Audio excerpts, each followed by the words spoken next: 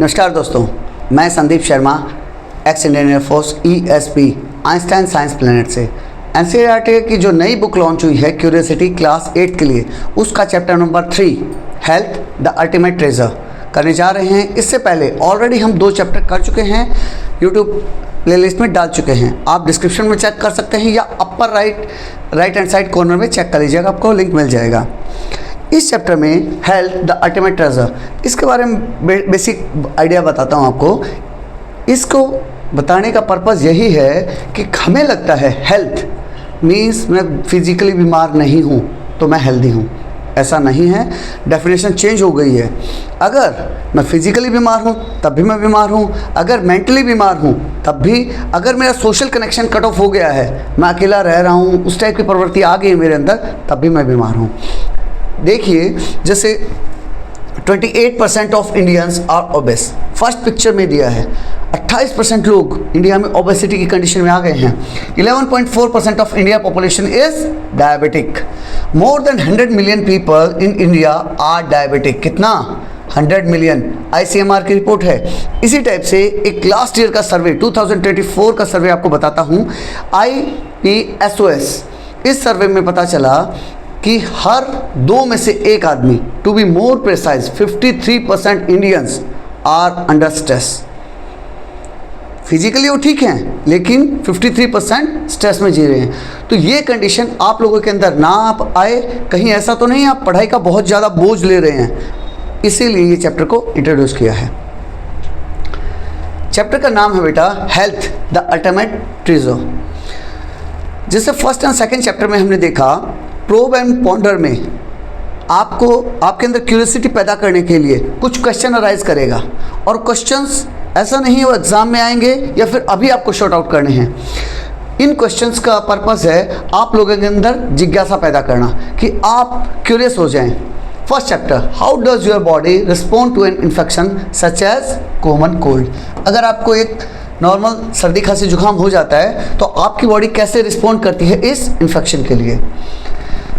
We rarely see cases of smallpox और polio these days. आजकल जो small pox, जिसको चेचक बोलते हैं, या फिर पोलियो, आपने बेटा आजकल पोलियो बहुत कम देखने में मिलता है, हम लोगों ने देखा था।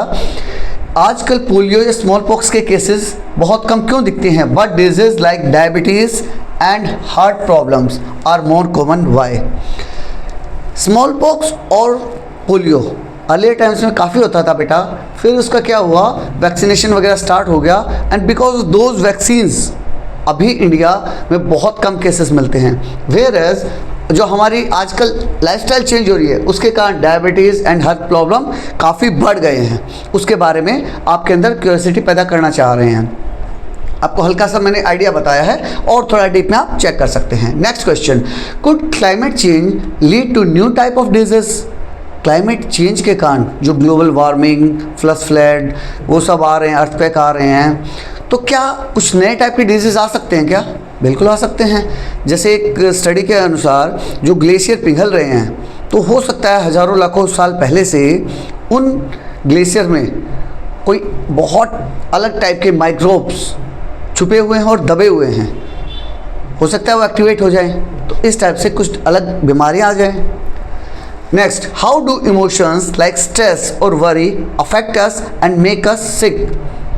जैसे मैंने बताया बेटा, हेल्थ सिर्फ और सिर्फ फिजिकल नहीं रही, और फिजिकल, इमोशनल, सोशल, कई एंगल से आपकी हेल्थ चेक हो रही है। तो वही पूछ रहा है, क्या मतलब कैसे इमोशंस लाइक स्ट्रेस या वरी हमें अफेक्ट करते हैं और हमें बीमार कर देते हैं, इसके बारे में आप सोचिएगा। Why do some group of people get affected more than other during disease outbreak. Disease outbreak means जब बीमारी अचानक से फैलती है ना, you must have seen this in कोविड-19 कि कुछ पर्टिकुलर टाइप के लोग जब बीमारी फैली तो ज़्यादा बीमार हो जाते हैं। वेयर एज कोई एक अलग ग्रुप है जो कम बीमार हो रहा है, जो अपना फिर इसमें इस क्वेश्चन में बेटा कहीं ना कहीं आपको ये समझाने की कोशिश कर रहा है, जो हेल्थ कॉन्शियस थे, घर का खाना खा रहे थे, सिंपल लाइफस्टाइल थी, वो लोग कोविड-19 से कम शिकार हुए। वेयर एज जो बाहर का खाना, हेल्दी लाइफस्टाइल नहीं है, कोई दौड़ भाग नहीं है, एक जगह पड़े हैं, बस स्क्रॉल किए जा रहे हैं, यूट्यूब को स्क्रॉल किए जा रहे हैं, उन सब में बीमारी ज़्यादा हुई। उसके बारे में बता रहा हूँ मैं। यहाँ से हमारा चैप्टर स्टार्ट होता है बेटा। Health is it more than not falling sick. जो हेल्थ के बारे में बात कर रहे हैं, ये सिर्फ अगर मैं बीमार हो गया, मुझे लगता है कि सिर्फ मैं फिजिकली बीमार हूँ तभी मैं बीमार हूँ, अदरवाइज अगर मैं बीमार नहीं तो I am healthy, I am okay, नहीं, वही चीज़ बता रहा है। What do the news clipping on the notice board tell you about people's health in your country. हमारी कंट्री में जो अभी हमने नोटिस बोर्ड देखा, उसमें जो डाटा दे रखा था ना, उसके बारे में बता रहा है कि कितने % लोग बीमार हैं, कितने डायबिटिक हैं, कोई हार्ट प्रॉब्लम है, like that. Is being healthy just about not having disease. Healthy होने का मतलब क्या है कि मुझे कोई डिजीज़ नहीं है, कैसे इतना ही मतलब है? नहीं। Health also include feeling good. Health में और क्या क्या चीज़ें इंक्लूड हो रही हैं बेटा? हमें गुड फील करना फिजिकली मैं गुड फील करूंगा तब मैं हेल्दी हूँ। स्टेइंग पॉजिटिव, मेरा एटीट्यूड पॉजिटिव होना चाहिए। आपने देखा होगा अपने आसपास में भी कुछ बंदे ऐसे होते हैं जिनके अंदर पॉजिटिव वाइब्स निकलती हैं। आप उनसे कुछ भी क्वेश्चन पूछ लीजिए, कुछ भी प्रॉब्लम उनसे शेयर कर लीजिए, वो बोले हाँ हाँ हो जाएगा, कर लेंगे, कोई प्रॉब्लम नहीं है, ये वाला चैप्टर तो बहुत आसान है, मैं तुम्हें करवा देता हूँ। इस टाइप के उनके अंदर पॉजिटिव एटीट्यूड मिलेगा। And having strong relationship means बेटा सोशली आप अपने परिवार से, अपने रिलेटिव से, फ्रेंड्स से, नेबर से कनेक्टेड होने चाहिए। A healthy person takes care of their body, maintains a positive mindset. अपने बॉडी का ध्यान रखेगा, हेल्दी आदमी होगा, एक पॉजिटिव माइंडसेट रखेगा एंड एंजॉय सोशल लाइफ, और अपनी लाइफ को भी पूरा एंजॉय करेगा, सोशल लाइफ को। ऐसा नहीं है कि सिर्फ अकेले पड़े हो एंजॉय कर रहे हो, नहीं, पूरे सोशल लाइफ को। Let us now explore what it truly means to be healthy. अब वो हेल्दी के बारे में, जैसे मैंने बताया बेटा, हेल्थ की डेफिनेशन अब चेंज हो रही है, तो आप प्रॉपर हेल्दी हो उसके बारे में समझाएगा कि आप कैसे हेल्दी हो। Activity 3.1, A grade 8 student moved to a new school in another city। आप लोगों के साथ भी कभी हुआ होगा कि मान लिया आपके पेरेंट्स की पोस्टिंग आ गई या फिर किसी और रीज़न से आप शिफ्ट कर रहे हो, आप मूव किए एक नए शहर में। सिमिलरली उसी टाइप से एक बच्चे की कहानी बता रहा है जो अभी एक नए शहर में मूव किया है, with no friend in his new environment. जब वो नए एनवायरनमेंट में आया तो उसके कोई नए दोस्त नहीं हैं, एंड बिजी पेरेंट्स, और उसके पेरेंट्स कैसे हैं? बिजी हैं। ये पेरेंट्स के लिए है बेटा कि पेरेंट्स को अपने बच्चों पे ध्यान देना है। ही फेल्ट लोनली, अब वो उदास फील कर रहा है, अकेला फील कर रहा है। To cope up he spent more time on his phone and social media. अब वो अपना टाइम कहाँ यूज़ कर रहा है? फ़ोन पे यूज़ कर रहा है एंड सोशल मीडिया पे। But this made him feel worse. अपने अकेलेपन को दूर करने के लिए उसने फ़ोन का और सोशल मीडिया का सहारा लिया, लेकिन इसने कंडीशन और भी वर्स कर दी, और भी ख़राब होगी कंडीशन। उसने तो सोचा था कि इससे मेरे हेल्प मिलेगी, लेकिन अब कंडीशन और भी वर्स हो गई है। He stop trying to make friends. अब उसने दोस्त बनाने भी छोड़ दिए, उसकी मतलब अंदर से इच्छा खत्म हो गई, अब उसने दोस्त बनाने छोड़ दिए हैं। Had headache. अब देखो, अब बता रहा है वो कैसे इमोशनल चीज़ें फिजिकल पे हैम्पर करेंगी। अब उसका हेडेक स्टार्ट हो गया है, लॉस्ट वेट कम होना शुरू हो गया है, and could not sleep well, और उसकी नींद भी पूरी नहीं हो रही है। और जब नींद पूरी नहीं होगी तो उसमें multiple type of disease start हो जाएंगे। A doctor advise less screen time and meeting a counsellor. Doctor ने एडवाइस किया कि स्क्रीन टाइम को कम कर दो और एक काउंसलर से मिलो। काउंसलर मीन्स बेटा जो उसको काउंसिल करे, may be physically, mentally, psychiatrist के पास जा सकते हो, उस टाइप से। जैसे आजकल स्कूल में काउंसलर मिलते हैं, वही बता रहा है। The school counsellor arrange help to support him in making friend.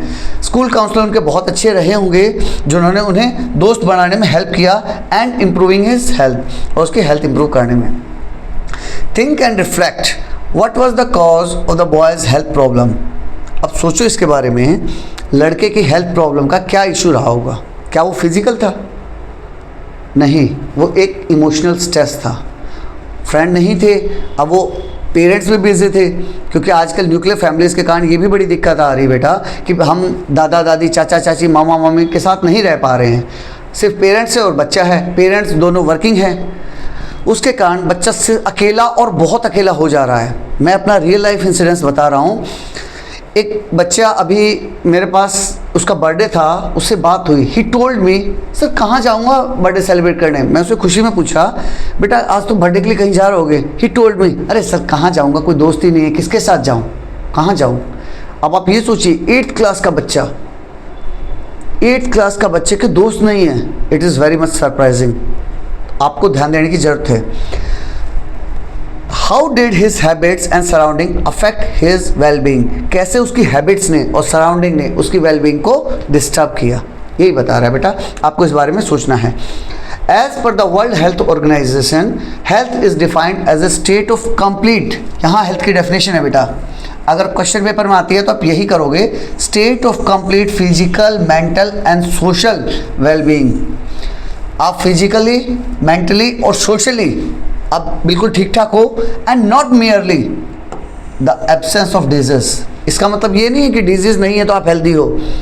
A healthy person can perform various tasks more efficiently and cope well in different and difficult situation। अगर आप हेल्दी हो तो डिफरेंट वेरियस टास्क कर सकते हो, आप उससे भी ज़्यादा मजबूती से, बड़े दिल से वो काम कर पाओगे अगर आप हेल्दी हो। More efficiently and cope well in different and difficult situations, आप कोप वेल कर पाओगे विभिन्न प्रकार की मुश्किल सिचुएशन में भी। जैसे अभी की बात थी जो एग्जांपल दिया, अगर वही बच्चा हेल्दी होता हर एंगल से तो वो बच्चा उस सिचुएशन में इजीली कोप अप कर जाता, और 2, 4, 6 महीने में ऐसा कहीं नहीं है कि आपके दोस्त नहीं बन पाएंगे। अगर आप ओपन अप रहेंगे सिर्फ सोशल मीडिया के सहारे, सोशल मीडिया पर हज़ारों दोस्त हैं और रियल लाइफ में कोई दोस्त नहीं है, ऐसा नहीं रखना है। A healthy person can adjust well with peer groups, अपने पीयर ग्रुप के साथ बहुत ईजिली एडजस्ट कर जाएगा, and other members of the society. Let us understand more about health, health के बारे में और समझते हैं। एस्पेक्ट्स ऑफ हेल्थ दिया है बेटा, फिजिकल, मेंटल एंड सोशल। जब ये तीनों कंबाइन हो जाएंगे तब आप हेल्दी हो। Our scientific heritage, Ayurveda teaches us that true health is a balance of body, mind and surrounding. हमारे साइंटिफिक हेरिटेज के बारे में बता रहा है बेटा कि जो आयुर्वेद है वो हमें बताता है। आप ये सोचिए जो वेस्टर्न मेडिसिन सिस्टम है वो तो आज हमें बता रहा है जब लोग 50% से ज़्यादा स्ट्रेस में चले गए हैं, लेकिन हमारा आयुर्वेद जो कि हज़ारों साल पुराना है उसने बहुत पहले बता दिया था कि सिर्फ और सिर्फ हेल्थ का कम्बिनेशन कब रहेगा, जब बैलेंस होगा बॉडी में मीन्स फिजिकली, माइंड में मीन्स साइकोलॉजिकली एंड सराउंडिंग में means socially. Following dinacharya, daily routine की बात कर रहा है। Dinacharya is a Hindi word जिसमें डेली रूटीन एंड रिचुअलचर्या मीन्स सीजनल रूटीन, सीजन का रूटीन को आप फॉलो करो। जैसे अब वहाँ बताया गया कि इस सीज़न में दही खाना है, इस सीज़न में नहीं खाना है, वो सीजनल रूटीन के बारे में बात कर रहा है। हेल्प मेंटेन दिस बैलेंस, इससे आपका बैलेंस बना रहेगा। Eating fresh wholesome food suited to one's prakriti, एक आदमी की प्रकृति के हिसाब से वो बताएगा कि कैसे और अरेंज करेगा। Is essential. Regular exercise, cleanliness, restful sleep and ए काम माइंड सपोर्ट ओवरऑल वेलबींग, ये सब चीज़ें बता रहा है बेटा कैसे आप हेल्दी रह सकते हैं। आप एक्सरसाइज कीजिए रेगुलरली, साफ सफाई रखिए अपने आसपास, प्रॉपर स्लीप लीजिए, 6 से 8 घंटे की स्लीप लीजिए, एंड ए काम माइंडसेट, और अपने आप को बड़ा शांत रखिए, दिमाग आपका बिल्कुल शांत रहना चाहिए। ओवरऑल वेलबींग, तब आप जाके कहेंगे कि मैं हेल्दी हूँ। This can also be achieve through practices like yoga, meditation and mindfulness. Ayurveda में बता रखा है ये सब चीज़ कैसे पॉसिबल हो पाएगी, अगर आप योगा करेंगे, मेडिटेशन करेंगे एंड माइंडफुलनेस। ये सब चीज़ें आज की स्ट्रेस के बाद, रिसर्च के बाद पता चल रहे हैं, और हमारे आयुर्वेदा में बहुत पहले लिखा है, इसीलिए बोल रहा है बेटा हमारे साइंटिफिक हेरिटेज के बारे में इंपॉर्टेंस बता रहा है। Next is how can we stay healthy. Staying healthy means eating nutritious food, हम न्यूट्रिशन से भरा हुआ खाना खाएंगे, मेंटेनिंग हाइजीनिंग, साफ सफाई रखेंगे, staying in a clean place, अपने आसपास साफ सफाई रखेंगे। अगर आप लोग एट प्रेजेंट घर में रह रहे हैं तो नो डाउट आपके पेरेंट्स साफ सफाई रख लेते होंगे, लेकिन इन केस आप एक हॉस्टलर हैं तो it's now your responsibility to make your surrounding clean. Exercising regularly, अपने आप को एक्सरसाइज कीजिए। गेटिंग प्रॉपर स्लीप, 6 से 8 घंटे की नींद लीजिए। Spending time with family and friends, अपने फैमिली और फ्रेंड्स के साथ पूरा मिंगल अप रहिए। कुछ प्रॉब्लम्स हैं अपने पेरेंट्स को बताइए, अपने दोस्तों को बताइए, कुछ उनकी परेशानियां हैं, उनसे सुनिए। ये एक बॉन्डिंग है बेटा, बॉन्डिंग बनाने के बारे में बात कर रहा है। ऐसा नहीं है कि आप सिर्फ एक ट्रांसमीटर हो कि सिर्फ और सिर्फ बता रहे हो। अपने पापा से भी, मम्मी से भी बात कीजिए, पापा आज कैसा रहा ऑफिस में दिन, मम्मी घर में कैसा रहा, मम्मी वर्किंग है तो मम्मी से पूछिए मम्मी ऑफिस में कैसा था दिन, तो वो भी आपसे शेयर करेंगे और मिलजुल के हम एक बहुत अच्छी फैमिली बना सकते हैं। And having a positive attitude, और अपना पॉजिटिव एटीट्यूड रखती है।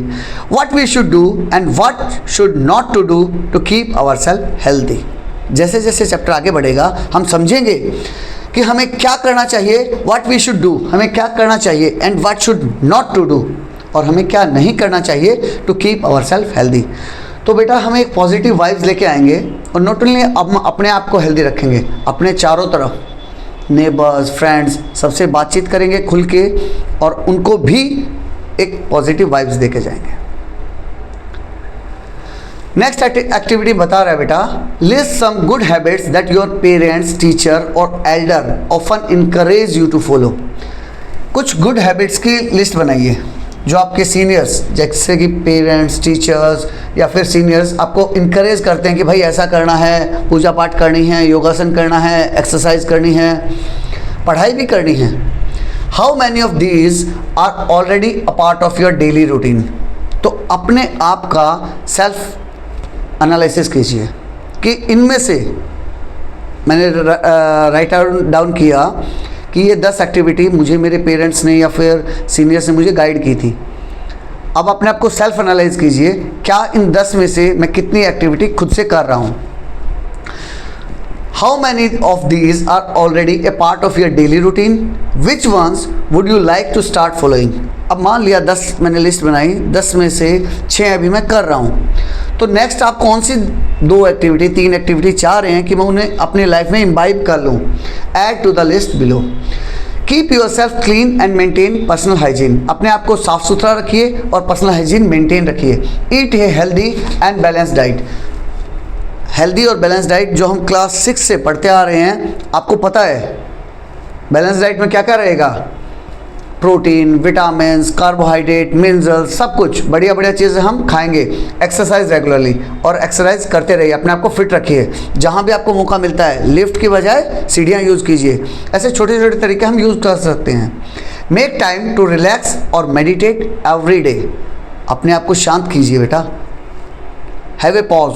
कितना भी बिजी लाइफ चल रहा है, मेरा मेगा टेस्ट आ रहा है, मेरा फाइनल टेस्ट आ रहा है, उस टाइम में भी अपने आप को एक पॉज दीजिए, थोड़ा दिमाग को शांत रखिए, तभी आप मोर देन 100% दे पाएंगे। अपने आप को मेडिटेट कीजिए, रिलैक्स कीजिए। Now think about habits that are not good for your health. जैसे आपने अच्छी लिस्ट की एक लिस्ट बनाई, अच्छी हैबिट्स की एक लिस्ट बनाई, सिमिलरली अब नेगेटिव भी एक लिस्ट बना लीजिए। Add more to the list below. उस लिस्ट में क्या क्या ऐड करना है। Spending too much time on mobile और अदर डिजिटल स्क्रीन्स। अगर आपने ऐड किया है, मोस्ट ऑफ द बच्चों ने किया होगा। अगर आप ईमानदार एक तरीका ढूंढ रहे हैं, ईमानदार अप्रोच लगा रहे हैं, तो आपने पक्का ही ऐड किया होगा। आजकल बच्चों में प्रॉब्लम है, तो उसमें ऐड कीजिए कि आप मोबाइल फ़ोन पे कितना टाइम या फिर स्क्रीन पे कितना टाइम यूज़ कर रहे हैं। Eating fast food and other junk food every day. जो आजकल हम वेस्टर्न कल्चर फॉलो कर रहे हैं बेटा, और फास्ट फूड का कल्चर आ गया है। बाहर हफ्ते में एक दिन खाने के लिए बाहर जाना ही है, बर्थडे सेलिब्रेशन कुछ भी है, उसके बजाय घर में ही पूरी बनाइए, खीर बनाइए, हलवा बनाइए, अपने देसी रसम बनाइए, अच्छी अच्छी चीज़ें बनाइए जो हमारे किचन में तैयार हो सकती हैं। स्लीपिंग वेरी लेट और नॉट गेटिंग इनफ स्लीप। जो नेगेटिव है उसमें क्या है बेटा, हम लेट तक सो रहे हैं, लेट नाइट पार्टी के लिए गए, मूवी के लिए गए, वही मूवी दिन में देख लीजिए ना, क्यों नाइट में ही जा रहे हैं। और उससे क्या है, हमारी गेटिंग इनफ स्लीप और नॉट गेटिंग इनफ स्लीप, हमें रात में नींद पूरी नहीं हो पा रही है। Skipping meals, specially breakfast. जल्दी जल्दी के चक्कर में कई बार हम ब्रेकफास्ट मिस कर देते हैं, या फिर मैं लाइव एग्जांपल बताता हूँ, संडेज़ की बात करते हैं। पेरेंट्स को भी लगता है और बच्चों को भी लगता है, अरे ठीक है यार संडे को चिल मारते हैं, आराम से उठेंगे, उठ रहे हैं 10 बजे 11 बजे, फिर क्या होगा, ब्रेकफास्ट मिस हो जाएगा, उससे हमारी लाइफ में बहुत फ़र्क पड़ेगा। Taking care of your body and mind is important. अपनी बॉडी का ध्यान रखना बहुत ज़रूरी है। Healthy habit supports a healthy body as well as a healthy mind. एक जो हेल्दी हैबिट्स होंगे ना बेटा, वो सपोर्ट करेंगी हेल्दी बॉडी को as well as healthy mind को। अगर आपकी हैबिट्स अच्छी हैं तो नॉट ओनली आपका शरीर, बस साथ के साथ आपका दिमाग भी हेल्दी रहेगा। Discuss your findings with your friends and teacher.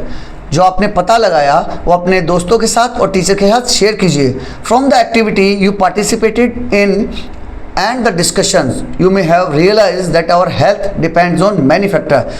ये एक्टिविटी के थ्रू या फिर जो डिस्कशन के through you may have realise, आपने ज़रूर रियलाइज़ किया होगा कि हमारी हेल्थ डिपेंड करती है बहुत सारे फैक्टर्स पे। एक फैक्टर नहीं है कि मैं बीमार नहीं हूँ, ये फैक्टर नहीं है, उसके अलावा बहुत सारे अदर फैक्टर्स आर देयर जिस पे डिपेंड करेगा हमारा healthiness. These factors include our lifestyle, यह फैक्टर हमारा लाइफस्टाइल इंक्लूड करेगा। हाउ विल लिव, हम कैसे रहते हैं, किस टाइम सोते हैं, किस टाइम उठते हैं, कहाँ खाना खाते हैं, वो सब। एंड आवर एनवायरनमेंट, और हमारे चारों तरफ का वातावरण। मेंटेन हेल्दी लाइफस्टाइल, अब कैसे उसको लाइफस्टाइल को मेंटेन कर सकते हैं? Eat a balance diet with plenty of fruits. पहला पॉइंट, बैलेंस डाइट खाएंगे जिसमें क्या होगा? Fruits, vegetable and whole grains, जिसमें फल, फ्रूट, सब्जियां और साबुत अनाज। अवॉइड प्रोसेस्ड, फैटी और सुगरी फूड एंड ड्रिंक्स। आपको अवॉइड करना है प्रोसेस्ड फूड, क्योंकि उसमें प्रिजर्वेटिव मिला रखे हैं। फैटी फूड्स जिसमें फैट ज़्यादा रहे, ऑयल वगैरह, और सुगरी फूड जिसमें चीनी वगैरह ज़्यादा रहती है, एंड ड्रिंक्स। मैं एक लाइव एग्जांपल बताता हूँ। स्कूल ने एक बार कहा कि बच्चे पैक फूड नहीं लाएंगे, तो आजकल बच्चे चिप्स वगैरह बड़ा खुश होकर खाते हैं, तो उन्हें लगा कि पैक फूड नहीं लाना है, तो उन्होंने क्या किया, घर में पैकेट फाड़ा, टिफ़िन में रखा और वो खा रहे हैं। तो क्या इसका मतलब ये है क्या बेटा? मेन प्रॉब्लम उस चिप्स से है, ना कि उस पैकेट से। अब आप सोचिए, वही चिप्स का पैकेट हम घर पे मान लिया बनाना चिप्स बनाए, पोटैटो चिप्स बनाए, सोचिए कितने दिन चलते हैं? बहुत ज़्यादा दिन नहीं चल पाते। वेयर एज जो पैकेट फूड है वो कितने महीने चल जाता है। तो केमिकल ऐड किया है ना, वही केमिकल से हमें बचना है। Stay physically active by playing outdoor, आजकल के लिए बहुत ज़रूरी है। आउटडोर गेम खेलते रहिए, वॉकिंग कीजिए, रनिंग कीजिए, cycling is a very good exercise, और एक्सरसाइज कीजिए। तो डिफरेंट टाइप के फिजिकल, अपने आप को कहीं ना कहीं फिजिकल एक्टिविटी में, उसका बेस्ट ऑप्शन बताता हूँ बेटा, कोई स्पोर्ट्स ज्वाइन कर लीजिए। क्योंकि अगर साइकिलिंग, एक्सरसाइजिंग जो हम इंडिविजुअली करते हैं ना, तो होता क्या है, मान लिया 4-5 दिन में कभी मेरी तबीयत ख़राब होगी, मूड नहीं है जाने का, तो मैं नहीं जाऊँगा, और वो एक लिंक टूट जाता है। वेयर एज अगर आपने कोई स्पोर्ट्स ज्वाइन कर रखा है, तो मेरा मन नहीं भी है, तो साइड से कोई 9th क्लास का बच्चा है जो मेरा दोस्त है, मेरा क्लासमेट है, वो आ जाएगा, चल यार चलते हैं, तो वो एक आपको जर्क मिलता है, आपको एक पुश मिलता है आगे बढ़ने के लिए। जैसे दिन आप मिस भी कर रहे होंगे तो आप मिस नहीं कर पाएंगे, और वो कंटिन्यू। स्पोर्ट्स बहुत अच्छा है। Limit screen time and spend more time in nature, nature के साथ कुछ time बिताइए।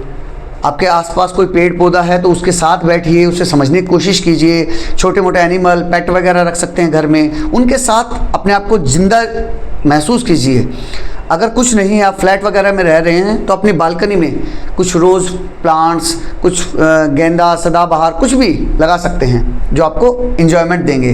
Gate enough sleep to help your body and mind rest and recover. Enough sleep लीजिए जिससे आपकी बॉडी रिकवर कर पाए और आपके दिमाग को शांति मिले। प्रैक्टिस योगा और सिंपल ब्रीथिंग एक्सरसाइज लाइक प्राणायाम रेगुलरली।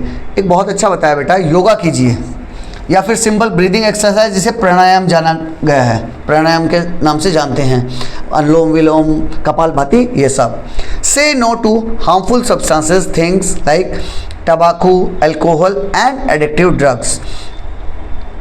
इस टाइप के तम्बाकू है, अल्कोहल या एडिक्टिव ड्रग्स है, उनको क्लियरली मना कर दीजिए। नो, एक बहुत बड़ा नो। ये भी बेटा एक बात बताता हूँ, जैसे आप लोगों ने सुना होगा, अधिकतर पेरेंट्स, टीचर बोलते हैं हमारे टाइम में ऐसा था, हमारे टाइम में ऐसा था। आज के जनरेशन बिल्कुल बेकार है। नहीं, जो चीज़ें अच्छी हैं वो मैं आपके बारे में कॉम्प्लीमेंट देना चाहूँगा।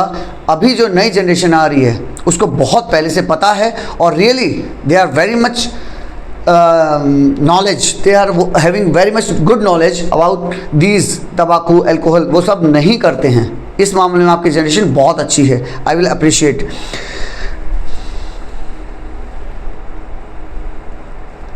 नेक्स्ट इज, पहले हमने हेल्दी हैबिट समझ ली, अब हमें बता रहा है हमारे एनवायरनमेंट के बारे में कि हम अपने एनवायरनमेंट को क्लीन रखेंगे, क्यों रखेंगे, कैसे रखेंगे, उसके बारे में डिस्कशन हम करेंगे। एक्टिविटी के थ्रू समझा रहा है बेटा, ये एक्टिविटी देखिए।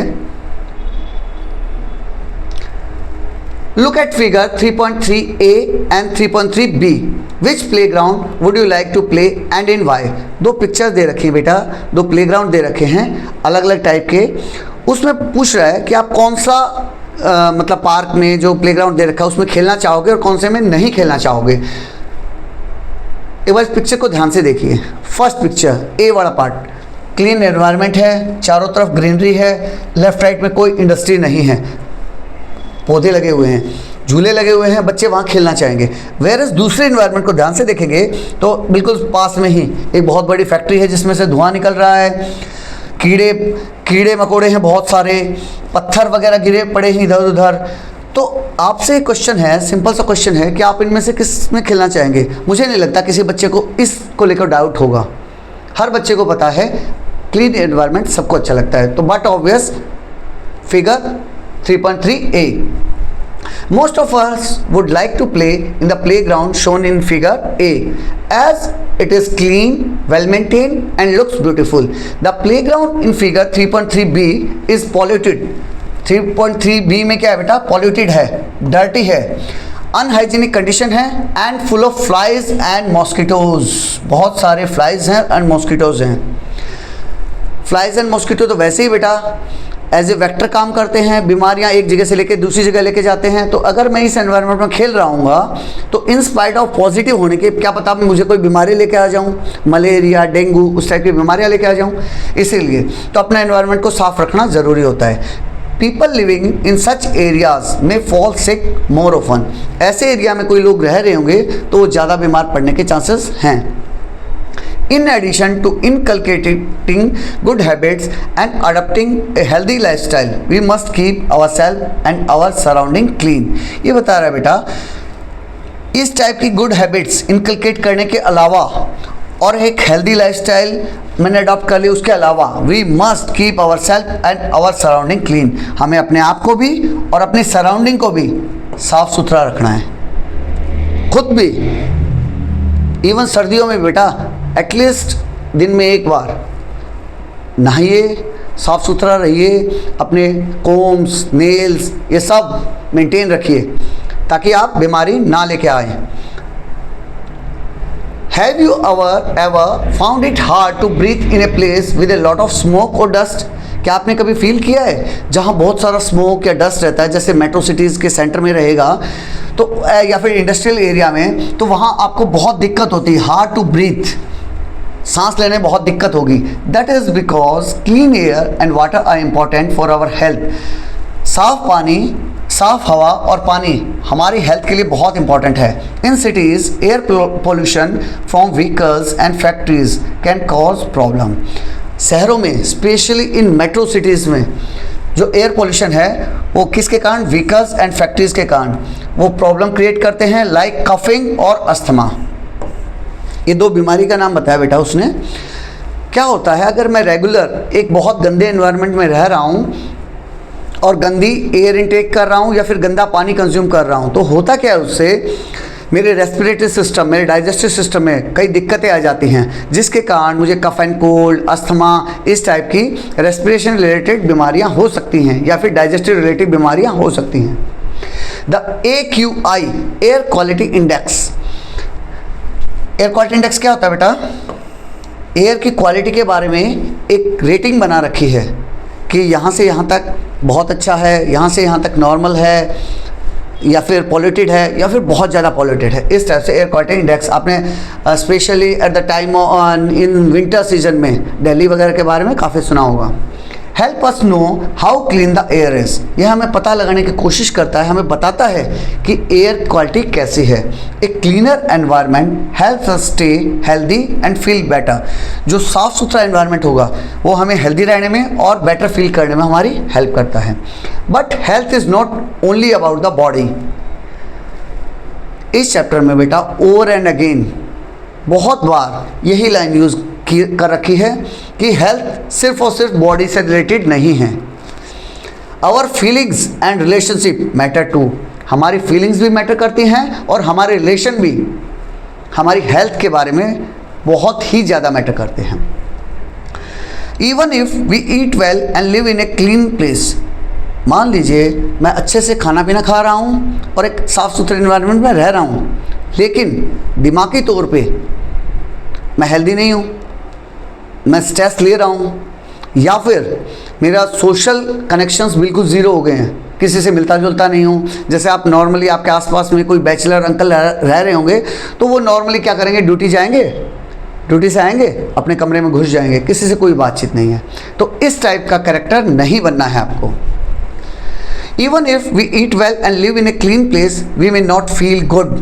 हम अच्छा फील नहीं करेंगे इफ़ वी आर लोनली और अपसेट। अगर हम अकेले अकेले फील कर रहे हैं और या फिर उदास हैं। Spending time with friends and family.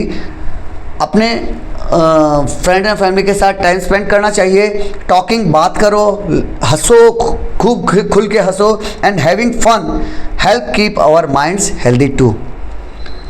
और इन्जॉय करो बेटा ये अपने दिमाग को, हमारे शरीर को, क्योंकि दिमाग ही जनरेट करता है, दिमाग ही वो केमिकल जनरेट करेगा जिससे हम हेल्दी होंगे। फिजिकली भी हम माइंड से कनेक्टेड हैं। इसके बारे में मैं और थोड़ा ऐड करना चाहूँगा। मैंने एक बहुत अच्छी बुक में पढ़ा था कि अगर आपको खुश रहना है तो 6 साल से छोटा बच्चा या फिर 60 साल से बड़ा बुजुर्ग, उनके साथ टाइम स्पेंड कीजिए, आपको बहुत हैप्पीनेस मिलेगी। रीज़न सर ऐसा क्यों? बेटा क्योंकि 6 साल से छोटा बच्चा या 60 साल से बड़ा बुजुर्ग वो दिल से बात करता है, वो कोई फॉर्मेलिटी नहीं होगी, उसको आपसे कोई मतलब नहीं होगा।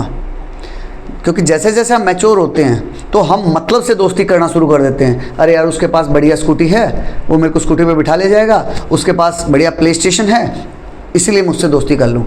तो वो दोस्ती कैसी है? मतलब की। वेयर एज जहाँ बिना मतलब की दोस्ती हो वो सबसे प्यारी है। अब बता रहा है बेटा how do we know that we are unwell.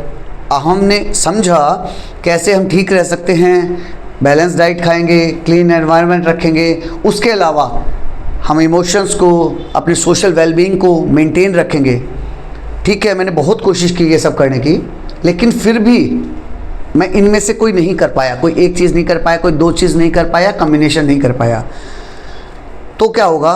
तो मैं बीमार पड़ जाऊंगा। तो वही बेटा अब हम डिस्कशन करेंगे कि कैसे हमें पता चलेगा कि मैं बीमार हूँ, मैं अनवेल हूँ, उसके बारे में डिस्कशन कर रहे हैं। Our body usually works in a certain way to keep us healthy. हमारी बॉडी हमें हेल्दी रखने की बहुत कोशिश करती है। हमारे अंदर इम्यून सिस्टम है, वो जो प्रोडक्शन देगा हमें, हमारे अंदर कुछ केमिकल जनरेट होंगे जो हमें हैप्पी करने की कोशिश करेंगे। When we feel unwell it means something inside us may not be working. अगर मैं अनवेल फील कर रहा हूँ तो इसका मतलब है कि कुछ मेरे अंदर ऐसा है जो ढंग से काम नहीं कर रहा है, एज इट शुड, जैसा इसको करना चाहिए। मेरा इम्यून सिस्टम ढंग से काम नहीं कर रहा है, तभी मुझे कोई बुखार हुआ है, कुछ खांसी, जुकाम, इस टाइप की बीमारी हुई है, या फिर कोई बैक्टीरिया आ गया है जिससे मेरा इम्यून सिस्टम लड़ नहीं पाया है, वायरस आ गया है, उस बारे में। We may have symptoms such as pain, tiredness और डिजीनेस। हमारे अंदर कुछ सिम्टम आ गए हैं। सिम्टम क्या होता है बेटा? वो फिजिकल या मेंटल निशानियाँ, जैसे कि पेन हो गया, मुझे दर्द हो रहा है, टायर्डनेस, थकावट हो गई है, डिजीनेस, मुझे नींद आ रही है, and science like fever. Fever एक मोस्ट कॉमन वो रहता है जिस बीमार हो जाते हैं जब। रैश आ गए हैं, रैशेस आ गए स्किन पे, आपने देखा होगा। हाई ब्लड प्रेशर और swelling that indicates we are unwell, या फिर स्वेलिंग आ गई है। ये सब वो इंडिकेशन हैं जो हमें बताते हैं कि कुछ न कुछ दिक्कत है, मैं बीमार हूँ। A symptom is what we feel like pain. Symptom क्या चीज़ है, अब सिम्टम को एक्सप्लेन कर रहा है। Symptom is what we feel, हम कैसा फील करते हैं, जैसे कि pain. While a sign is something that can be seen और मेजर्ड। सिम्टम और साइन में डिफरेंस बता रहा है बेटा कि सिम्टम क्या है, मैं कैसा फील कर रहा हूँ, जैसे कि पेन। वेयर एज साइन क्या है, something that can be seen और मेजर्ड, जिसको हम देख सकते हैं और मेजर भी कर सकते हैं। जैसे हाई बॉडी टेम्परेचर को हम मेजर कर सकते हैं, ब्लड प्रेशर को हम मेजर कर सकते हैं, that is sign. When we have fever, these help doctor understand what might be making us unwell.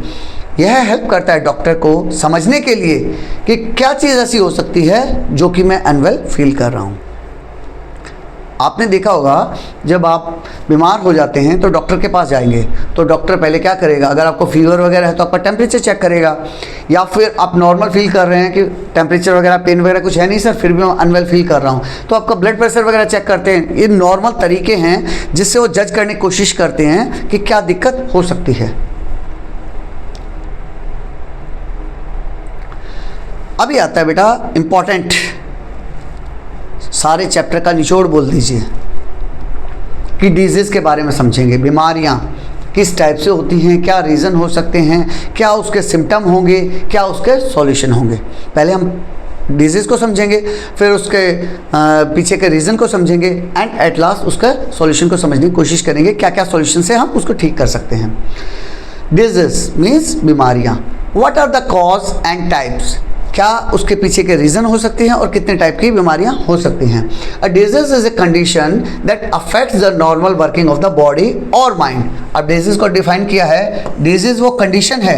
Disease क्या है, जब भी बेटा आपको डेफिनेशन लिखने जाओ, मान लिया मैंने बोला आरती, आरती के बारे में बोला, तो आपको पहले ये बताना है कि Aarti is the name of girl.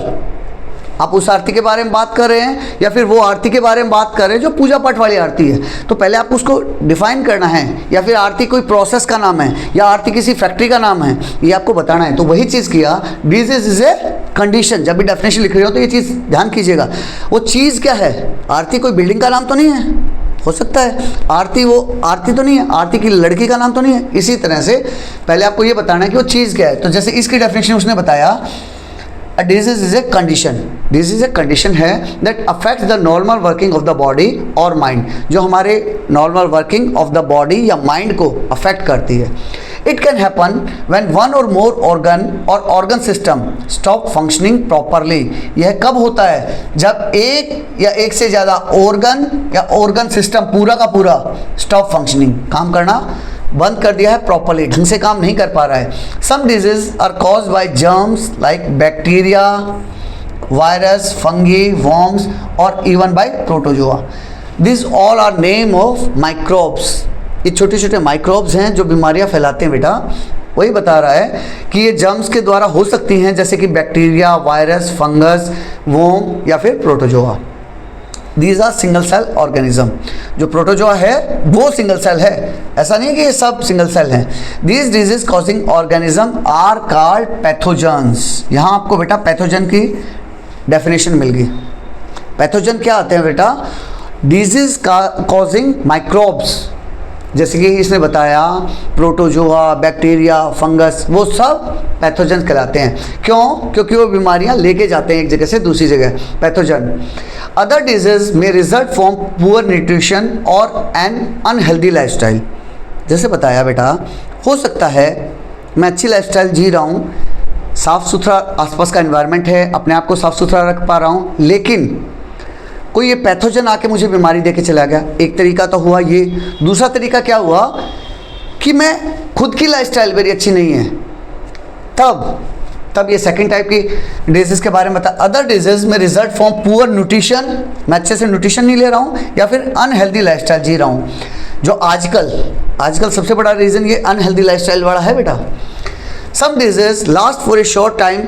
अब टाइप के बारे में बात कर रहा है। कुछ डिजीज़ कैसी होती हैं जो सिर्फ कुछ दिन के लिए होती हैं, एक दिन दो दिन, while other can continue for a long time, कई महीनों कई सालों तक चल सकती हैं, एंड नीड रेगुलर ट्रीटमेंट और केयर, जिसमें रेगुलर ट्रीटमेंट चाहिए और देखभाल चाहिए। Disease can be grouped into two major types based on their cause and how they spread. Disease को मोटे तौर पे उसने दो पार्ट में डिवाइड किया है बेटा, उसके टाइप एंड कॉज के ऊपर। उसके बारे में समझते हैं। नॉन कम्युनिकेबल डिजीज, नाम को समझिए। नॉन मीन्स नहीं, कम्युनिकेबल मीन्स कम्युनिकेट कर सकते हैं डिजीज को। ऐसे डिजीज जिसको कम्युनिकेट नहीं कर सकते, नॉन मीन्स नहीं कर सकते। दूसरी रहेंगी कम्युनिकेबल डिजीज, जो कम्युनिकेट कर सकते हैं। जैसे हम बातचीत करते हैं ना, तो एक से दूसरे तक पहुंचा सकते हैं, दिस इज कम्युनिकेशन। उसी कम्युनिकेशन का यूज़ यहाँ किया है। कम्युनिकेबल डिजीज वो होंगी जो एक आदमी से दूसरे में फैल सकती हैं किसी भी तरीके से। तरीके के बारे में डिस्कशन हम बाद में करेंगे। एक तो हुआ जो फैल सकती हैं, दूसरी हुआ नॉन कम्युनिकेबल जो नहीं फैल सकती। Some disease like cancer, diabetes और asthma are not cause by pathogens and do not spread from one person to another. कुछ डिजीज़ जैसे बताया बेटा, कैंसर जो आजकल बहुत ज़्यादा फैला हुआ है, डायबिटीज़ जिसको शुगर भी बोल देते हैं, या फिर अस्थमा जो आपने देखा होगा बूढ़े बुजुर्ग को सांस लेने में दिक्कत हो जाती है, are not cause by a pathogens, वो पैथोजन द्वारा नहीं फैलाए जाते। And do not spread from one person to another, और इसीलिए एक आदमी से दूसरे में नहीं फैलते। They are usually link to lifestyle. ये किस कारण से हुआ है? लाइफस्टाइल के कारण से हुआ है। मैं बताया था आपको, डाइट एंड इन्वायरमेंट। आपने प्रॉपर लाइफस्टाइल फॉलो नहीं किया, न्यूट्रिशियस डाइट नहीं लिया, या फिर आपका एनवायरनमेंट में कोई दिक्कत थी, तब आपको इन नॉन कम्युनिकेबल डिजीज हो जाएंगे। पर्टिकुलर आपको हो जाएंगे और आप इनको कम्युनिकेट नहीं कर सकते, इसीलिए इनका नाम नॉन कम्युनिकेबल डिजीज रखा गया है। Next is communicable disease. Disease cause by the pathogens are called communicable disease. They can spread from one person to another, वो एक से दूसरे में फैल सकते हैं। Some example of communicable disease are typhoid, dengue, flu, chicken pox and कोविड-19। इसके बारे में सबको पता है, पूरे वर्ल्ड को हाल्ट कर दिया था इसने। एग्जाम्पल बता रहा है बेटा, टाइफाइड फीवर सुना होगा आपने, डेंगू फीवर जो मच्छर के कारण होता है, नॉर्मल फ्लू या फिर chicken pox, and at last कोविड-19। जैसे यहाँ दिखा रखा है बेटा, डायरेक्ट कॉन्टैक्ट से इन्फेक्टेड पर्सन था, इस बच्चे को कुछ दिक्कत थी, वेरस अदर आदमी जो इसके आसपास में रहा होगा, he was a healthy person. तो अगर इन दोनों ने हाथ मिलाया, डायरेक्ट कांटेक्ट किया, तब फैल सकता है। बाय एयर के थ्रू, इस बंदे ने जब एक्सहेल किया तो at the time of exhalation वो बाहर गया और इसने उसको अब्जॉर्व कर लिया। इनडायरेक्ट कांटेक्ट, कपड़ों के थ्रू, खाने पीने के थ्रू, या फिर बाय फूड। हो सकता है जो पैथोजेंस थे, मच्छर वगैरह, उन्होंने इसको काटा, आफ्टर दैट हेल्दी पर्सन को काटा, इस तरीके से भी हो सकता है। या फिर रैबिड एनिमल से भी ये बीमारी फैल सकती है। Common methods of transmission of disease, एक आदमी से दूसरे आदमी में ये बीमारियां कैसे फैल सकती हैं उसके बारे में बताया है। आप भी फील कर सकते हो इन सब चीज़ों को, भाई हवा के थ्रू, खाने के थ्रू, किसी मॉस्किटो वगैरह ने मुझे काट लिया, फिर दूसरे को काट लिया, उस टाइप से ये बीमारियां एक से दूसरे में फैल जाती हैं। In recent years non communicable disease, that is NCDs, like diabetes, heart disease and cancer, ये 3 बीमारियों के नाम अपने जो फर्स्ट पेज पे जो नोटिस बोर्ड लगा रखा था ना, वहाँ भी ध्यान किया होगा, ये सबसे ज़्यादा थी। आजकल ये सबसे ज़्यादा फैली हुई हैं, have become more common in India, specially India में काफ़ी ज़्यादा फैली हुई हैं। इसीलिए आपको और हमें इस बारे में ज़्यादा सेंसिटिव रहना पड़ेगा, ये 3 बीमारियों के बारे में। This is happening because of changes in how people live, कैसे लोग रहते हैं उसके ऊपर डिपेंड है। Such as eating more processed food, आजकल हमने बाहर का खाना ज़्यादा शुरू कर दिया है। गेटिंग लेस एक्सरसाइज, एक्सरसाइज भी कम कर दी हैं। एंड लिविंग लॉन्गर लाइफ्स, और लंबी लाइफ जीना, ये पता नहीं कैसे ऐड किया है। Today most death in India are cause by NCDs, इन बीमारियों से ही ज़्यादा डेथ हो रही हैं। Understanding the difference between these 2 types help us know how disease spread and how to prevent them. इन टाइप्स को जब हम समझेंगे तब हमें पता चलेगा कि ये कैसे बीमारियां फैलती हैं और हाउ टू प्रिवेंट देम, और कैसे उनका रोकथाम कर सकते हैं। How are communicable disease caused and spread, जो कम्युनिकेबल डिजीज हैं वो कैसे होती हैं, उसका कॉज क्या है और फैलती कैसे हैं। All communicable disease are usually caused by the pathogen.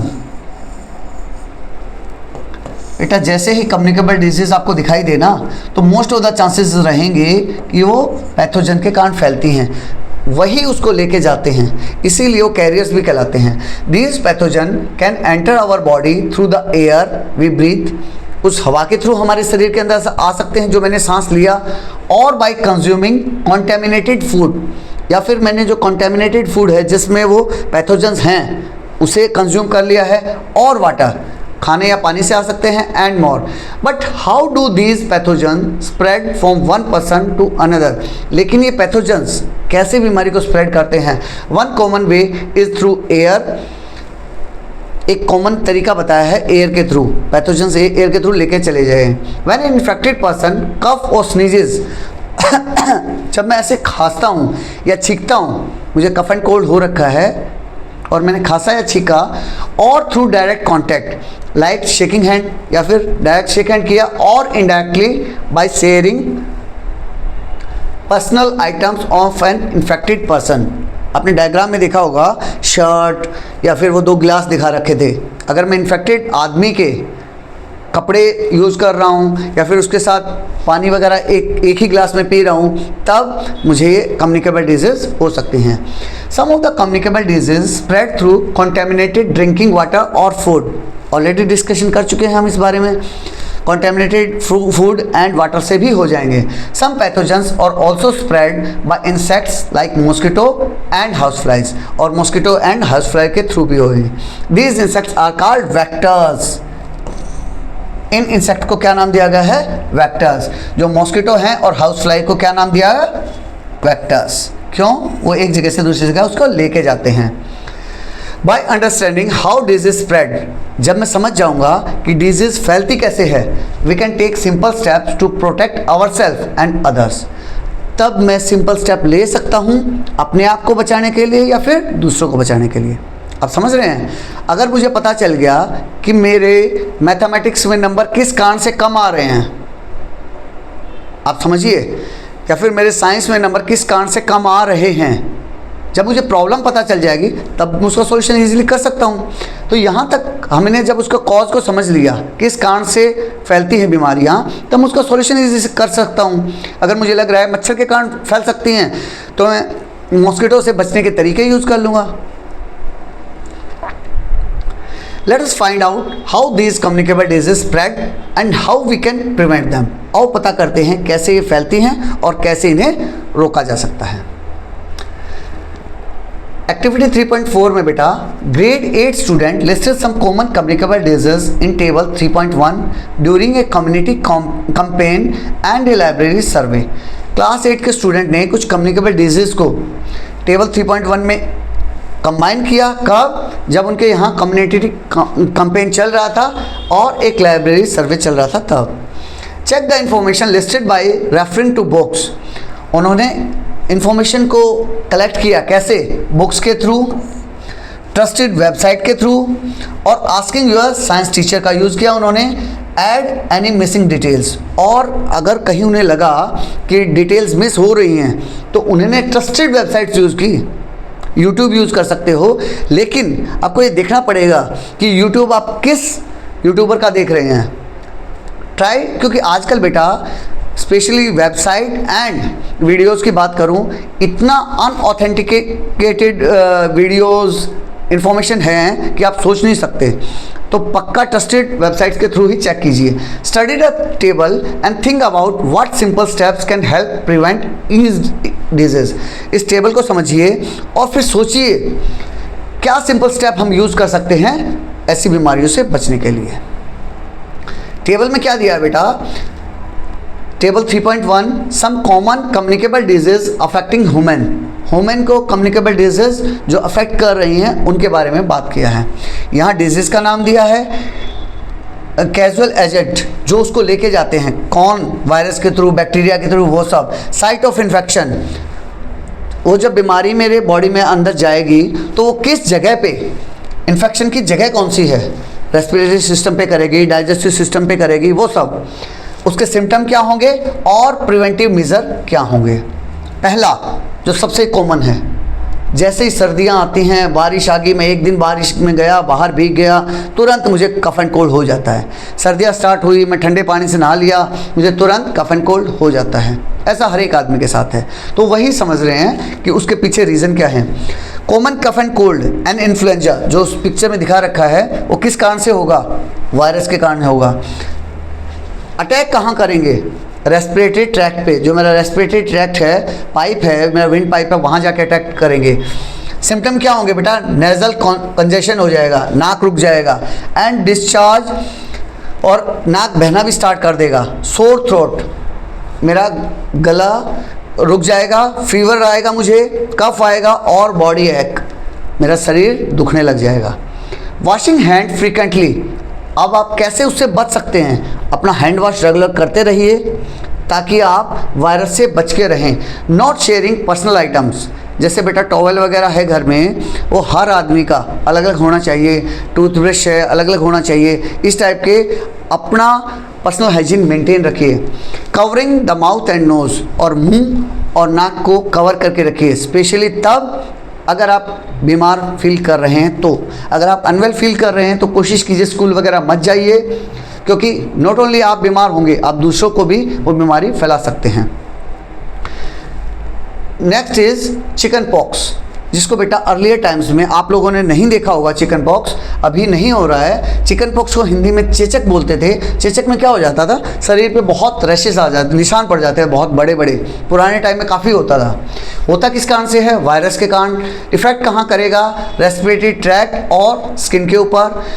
Symptom क्या दिखाएगा? माइल्ड फीवर, हल्का हल्का बुखार रहेगा। इची स्किन, स्किन में बहुत खुजली रहेगी, रैशेज आ जाएंगे, एंड इवन द ब्लिस्टर्स, निशान पड़ जाएंगे बहुत बड़े बड़े, और पूरी लाइफ रहते हैं बेटा ये चेचक के निशान।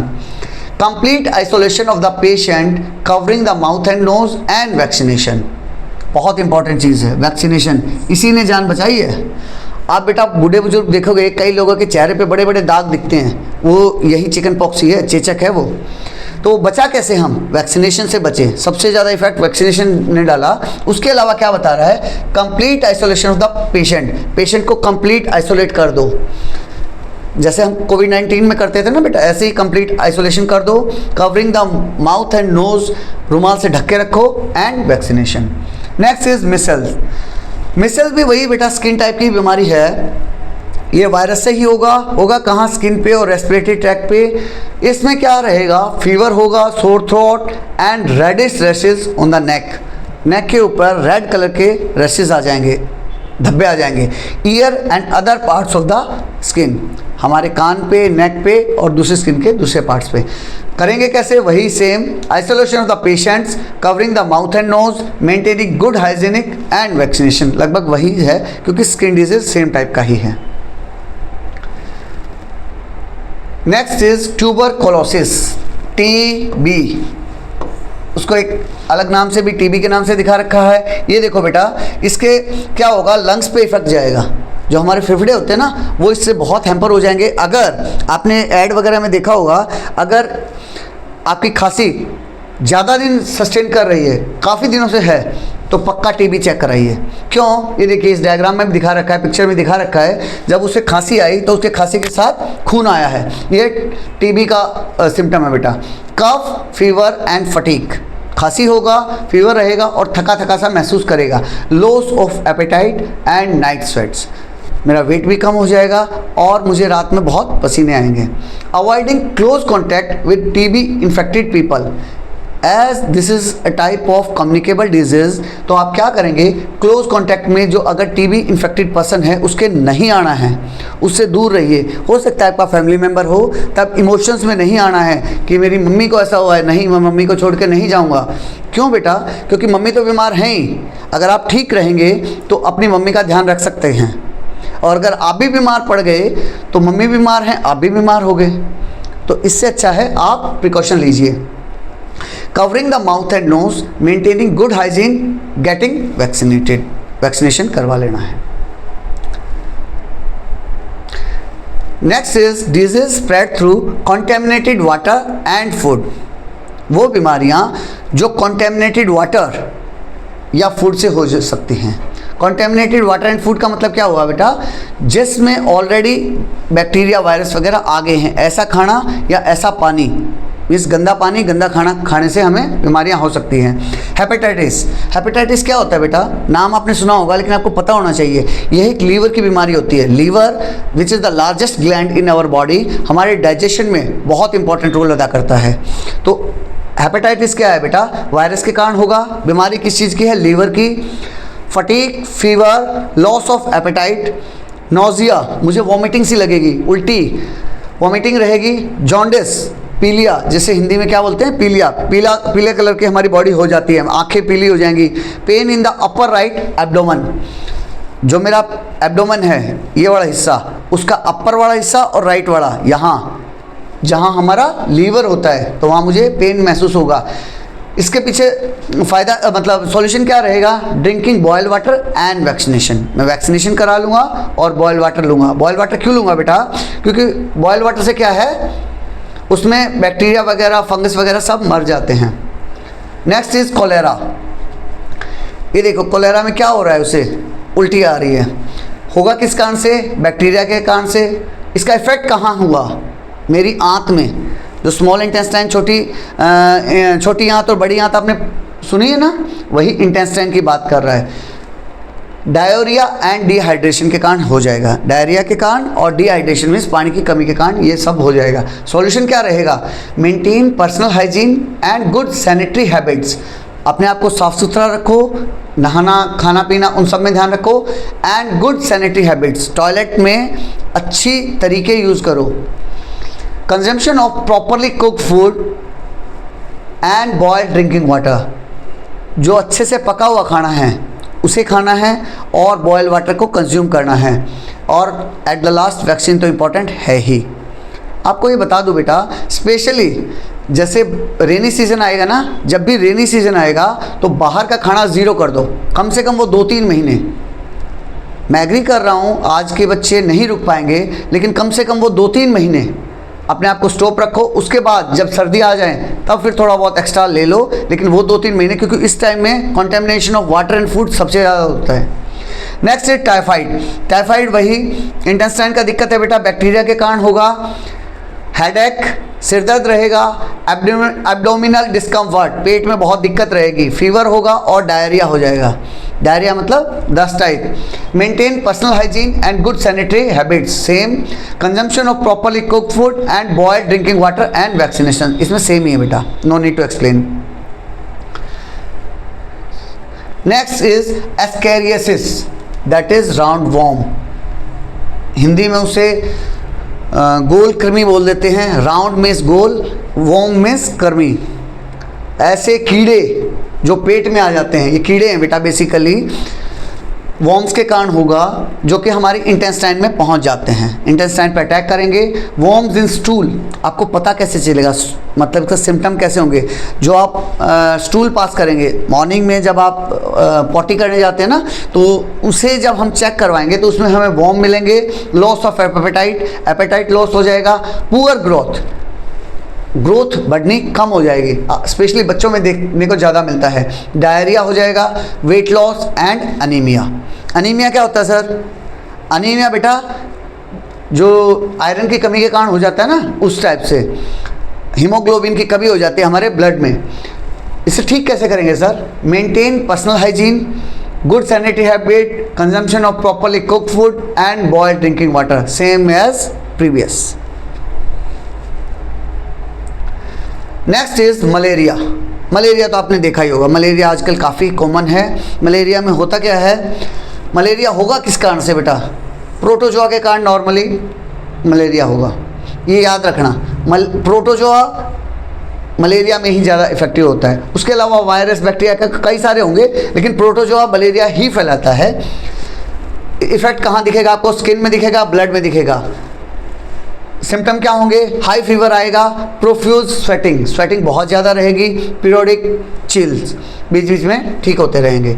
Use of mosquito net and repellents, mosquito से बचने के लिए हम मच्छरदानी यूज़ करेंगे और रिपेलेंट्स का भी यूज़ कर सकते हैं मच्छर के से बचने के लिए।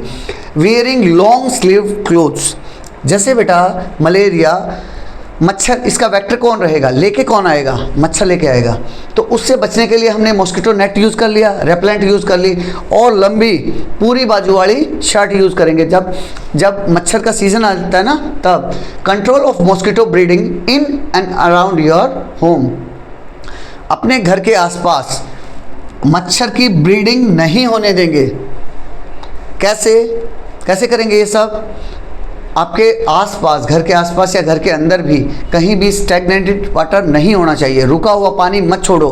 कूलर में, कोई टायर में, कहीं छत पे देखो कहीं पानी रुक तो नहीं रहा है, अगर रुक रहा है तो उसको क्लीन करो, और या फिर जैसे वाटर टैंक है उसमें आप केरोसिन वगैरह डाल सकते हैं।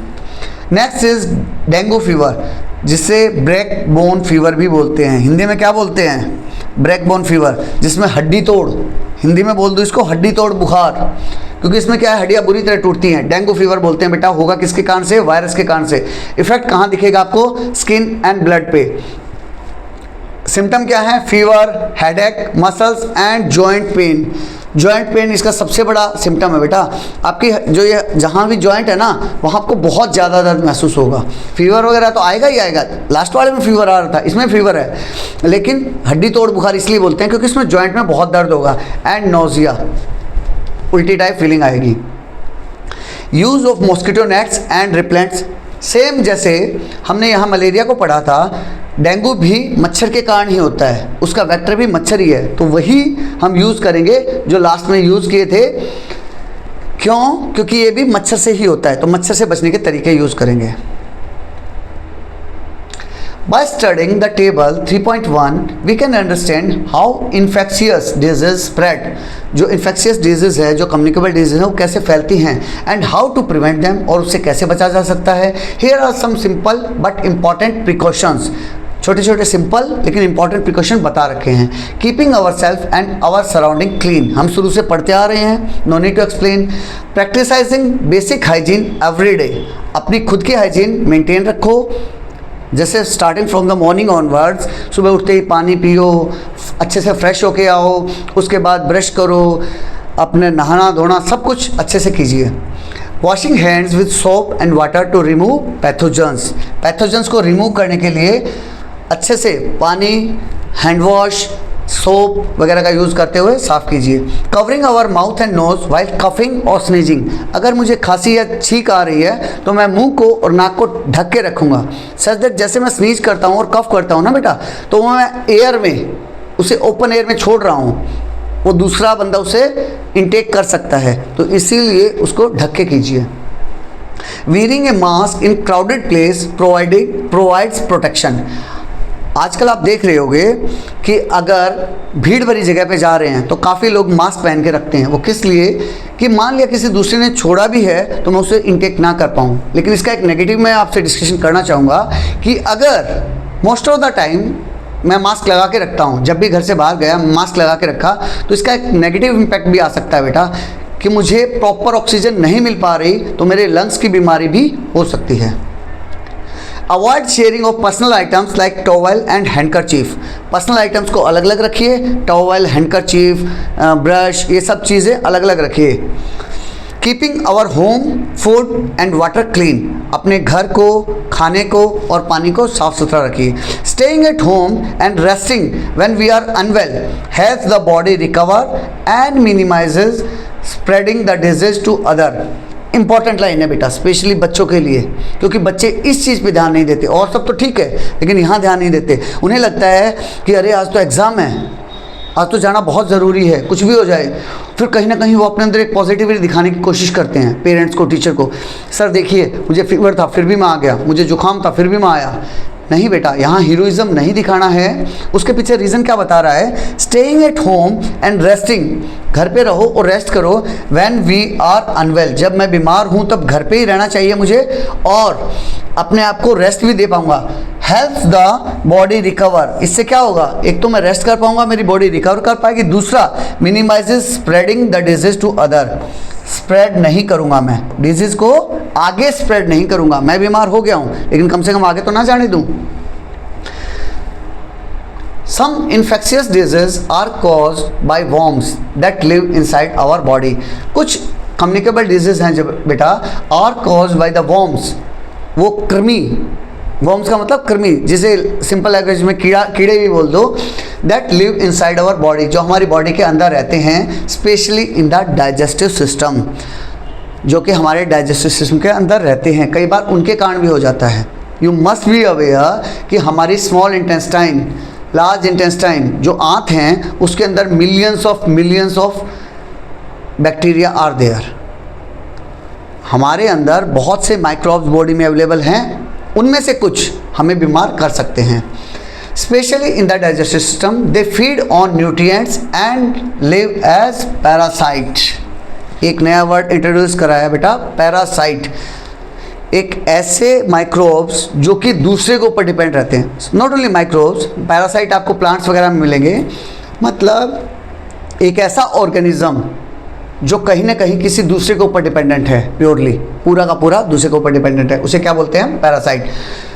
डेफिनेशन क्या बोल रही है? ऑर्गेनिज्म दैट लिव इन और ऑन अदर लिविंग बीइंग, जो या तो किसी दूसरे के अंदर रहते हैं या फिर उसके ऊपर, ऑन अनदर लिविंग बीइंग, किसी दूसरे के ऊपर डिपेंडेंट हैं। जैसे अमरबेल का एग्जाम्पल आपने पढ़ा होगा जब प्लांट्स की बात करते हैं, तो वही these worm usually spread through contaminated food. ये जो कीड़े हैं वो कैसे फैलते हैं? कॉन्टेमिनेटेड फूड से, वाटर से, मिट्टी से, और कॉन्टैक्ट विद इन्फेक्टेड पीपल और एनिमल, जो इन्फेक्टेड आदमी हैं या जानवर है उससे। How are non communicable disease caused? अभी तक हमने कम्युनिकेबल डिजीज के बारे में पढ़ा, उसके रीज़न पढ़ा, उसके सॉल्यूशन पढ़ा। अब बता रहा है कि नॉन कम्युनिकेबल डिजीज कैसे कॉज होते हैं। You learn that non communicable disease like cancer, diabetic and asthma are linked to the lifestyle. Already discuss कि वो किससे होते हैं? लाइफस्टाइल के कारण होते हैं, डाइट के कारण और या फिर इन्वायरमेंट के कारण। They are the most common cause of death in India. At present सबसे ज़्यादा डेथ अगर किसी बीमारी से हो रही हैं तो ये 3 बीमारियां हैं जो हमारे लाइफस्टाइल डिजीज़ के कारण आती हैं। In grade 6 you also learn about disease like scurvy, anaemia and goitre. 6th class में आपने स्कर्वी, अनीमिया और गॉइटर के बारे में पढ़ा होगा। स्कर्वी किससे होता था? Vitamin C. अनीमिया आयरन की कमी के कारण, गॉइटर आयोडीन की कमी के कारण। 6th क्लास में आप पढ़ चुके हैं, नो नीड टू एक्सप्लेन।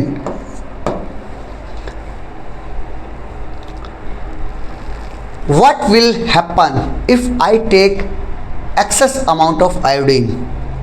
अब मुझे पता चला कि अगर मैं आयोडीन कम खाऊंगा तो मुझे गॉइटर की बीमारी हो जाएगी। आपने देखा होगा, घेंगा बोलते हैं, हिंदी में घेंगा बोलते हैं, कई लोगों के यहाँ बहुत बड़ा इस टाइप से फूल जाता है। तो मुझे लगा कि मैं बहुत सारा आयोडीन खा लूँ तो क्या सही है क्या? Which are cause by lack of specific nutrients in the diet.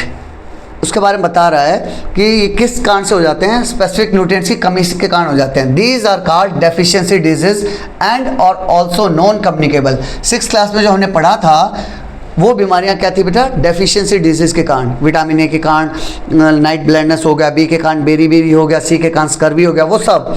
तो वो क्या था? डेफिशिएंसी डिजीज़ थी। And are also non communicable. जो डेफिशिएंसी डिजीज़ हैं, आप समझिए भी, उसको लॉजिकल लग भी रहा है कि मान लिया मैं विटामिन ए कम ले रहा हूँ तो मुझे नाइट ब्लाइंडनेस हो गया, तो कम्युनिकेट नहीं कर पाऊंगा ना, क्योंकि वो तो मेरे खुद के लाइफस्टाइल के कारण है, खुद मैं उसको अच्छे से नहीं ले पाया, कंज्यूम नहीं कर पा रहा हूँ, इसीलिए वो बीमारी हुई है, तो वो आगे स्प्रेड नहीं होगी। Diseases such as cancer, diabetes and asthma may often persist for a long time। ये ऐसी बीमारियां हैं बेटा जो लंबे समय तक चल सकती हैं, more than 3 months and even can be fatal। आदमी मर भी सकता है इन सब के कारण। And are referred to as chronic diseases। वो बीमारियां जो कि क्रोनिकल हैं। क्रॉनिक मीन्स, क्रॉनिक का मतलब क्या होता है बेटा? जो लंबे समय तक चलती रहें। Diabetes is a common disease which is becoming more prevalent in adults as well as children. Diabetes एक कॉमन बीमारी है which is becoming more prevalent, जो बहुत तेजी से फैल रही है इन एडल्ट्स। पहले क्या होता था? एडल्ट्स में आती थी, आजकल बच्चों में भी आ गई है। In fact, India now has one of the highest number of people with diabetes in the world। India अब कहीं ना कहीं टॉप पे पहुंच गया है डायबिटीज़ के मामले में। It often develops due to a combination of hormonal imbalance. ये किस कारण से होता है? कुछ कम्बिनेशन बता रहा है बेटा, कुछ चीज़ें मिलके करती हैं। पहला, हार्मोनल इम्बैलेंस, मेरे अंदर जो हार्मोन्स जनरेट होते हैं, जो केमिकल जनरेट होते हैं ना बेटा, उनमें इम्बैलेंस हो गया है। अनहेल्दी ईटिंग हैबिट्स, मैं अनहेल्दी ईटिंग हैबिट्स फॉलो कर रहा हूँ। लैक ऑफ फिजिकल एक्टिविटी ना के बराबर कर रहा हूँ। एंड बीइंग ओवरवेट और ओबेस, या फिर बहुत ज़्यादा मेरा वेट बढ़ गया है जिससे कि मैं ओबेसिटी की कंडीशन में आ गया हूँ। एंड अदर रीज़न, और भी दूसरे रीज़न हो सकते हैं। इसके थ्रू उसने बताया कि जो डायबिटीज़ है ये कई रीजंस का कम्बिनेशन है जिससे हमें बचने की जरूरत है। Let us learn more about the cause of non communicable disease and their prevention. अब नॉन कम्युनिकेबल डिजीज को डिटेल में समझेंगे, उनके कारण और निवारण दोनों समझेंगे। Let us survey, find out the 3 most common lifestyle related disease in your neighbourhood. अपने नेबरहुड में लाइफस्टाइल डिजीज को पे एक सर्वे करेंगे। Talk to a doctor, nurse, health worker और even a family member who knows about health and what kind of lifestyle changes can help prevent और manage these disease. आप एक doctor, nurse या कोई हेल्थ वर्कर या आपके family में कोई सीनियर हो जिसको बीमारियों के बारे में ठीक ठाक नॉलेज हो, उससे बात कीजिए और पता लगाने की कोशिश कीजिए कि कैसे हम इनको प्रिवेंट कर सकते हैं और मैनेज कर सकते हैं। You can also consult trusted health websites. For example, trusted health website की बात करें हम तो WHO वगैरह की वेबसाइट हम चेक कर सकते हैं। WHO क्या है सर? World health organisation. पूरे वर्ल्ड के बेटा हेल्थ को मेंटेन करने के लिए वर्ल्ड हेल्थ ऑर्गेनाइजेशन बना हुआ है, जिसकी वेबसाइट हम चेक कर सकते हैं। बुक, टीचर्स एंड डॉक्टर, या फिर अच्छी बुक डॉक्टर वगैरह से कंसल्ट कर सकते हैं। अब टेबल 3.2 के बारे में बता रखा है जिसमें लाइफस्टाइल रिलेटेड डिजीज हैं। These are non communicable disease. यहाँ रहेगा serial number, name of the common lifestyle related disease. इस टाइप की जो बीमारियाँ हैं जो हमारी लाइफस्टाइल से रिलेटेड हैं, उसके साइन और सिंबल क्या होंगे, सजेस्टेड लाइफस्टाइल चेंजेस क्या होंगे, ये हम इसमें फिलअप करेंगे। जैसे ओबेसिटी की बात करते हैं। ओबेसिटी का मतलब होता है बेटा मोटापा। मोटापे के लिए एक मैं आपको थोड़ा सा गाइड कर देता हूँ इसके बारे में। एक रहता है BMI, बॉडी मास इंडेक्स। जब आप डॉक्टर के पास जाएंगे तो आपका वेट चेक करेगा, हाइट चेक करेगा, एंड जो वेट है अगर वो आपकी हाइट और एज के हिसाब से है वो आप चेक करके बताएगा कि भाई आप नॉर्मल हैं, कमज़ोर हैं या फिर मोटे हो गए हैं, उसके बारे में समझाएगा और आपको बताएगा कि आप ओबेसिटी की कौन सी रैंकिंग में हैं। उसके सिम्टम क्या होंगे? सीधा सा दिख रहा है, इधर उधर फैट लटका हुआ है, दौड़ नहीं पा रहा है, सांस चढ़ रहे हैं, सीढ़ियाँ नहीं चढ़ पा रहा है, तो वो ओबेसिटी के सिम्टम होंगे। सजेस्टेड लाइफस्टाइल चेंजेस, आप चेंजेस क्या करोगे? ईटिंग ए बैलेंस डाइट लेंगे एंड एक्सरसाइज रेगुलरली, और रेगुलर एक्सरसाइज करेंगे तो अपने जो ओबेसिटी है, मोटापा है, उसको कम कर सकते हैं। नेक्स्ट इज डायबिटीज़ जिसको सिंपल लैंग्वेज में हमारे आसपास में शुगर बोल देते हैं कि उसको शुगर हो रखा है, वही डायबिटीज़ है। उसका साइन एंड सिम्टम क्या होंगे? फ्रीक्वेंट यूरिनेशन, बार बार यूरिन पास करेंगे, एक्सेसिव थर्स्ट, बहुत प्यास लगेगी, वेट लॉस हो जाएगा, थका सा महसूस करेंगे, एंड स्लो हीलिंग। उसके अगर कोई चोट वगैरह लगी तो वो जल्दी से ठीक नहीं होगी। अब उसके लाइफस्टाइल चेंजेस क्या करेंगे? डायबिटीज़ हो गया तो क्या करेंगे?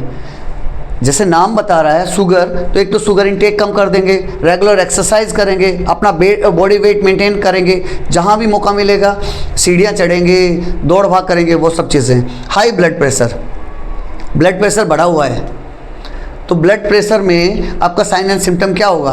बेटा सीधा सा आजकल तो क्या है, गुस्सा वगैरह बहुत ज़्यादा आने लग जाएगा, आपको गुस्सा वगैरह ज़्यादा आएगा, या फिर आप डॉक्टर के पास जाएंगे, बीपी चेक करेंगे तो आपका बीपी आपको 120/80 के कंपैरिजन में ज़्यादा मिलेगा, तब आपको पता चल जाएगा कि मुझे बीपी है। लाइफस्टाइल चेंजेस क्या करेंगे? सेम फिजिकल एक्टिविटी मेंटेन करेंगे, बीपी के लिए दवाइयाँ लेंगे, या फिर कुछ हेल्दी लाइफस्टाइल, टाइम से उठना, टाइम से सोना, वो सब मेंटेन करेंगे। इसके अलावा कोई और बीमारी आपकी कम्युनिटी में है तो आप वो भी ऐड कर सकते हैं।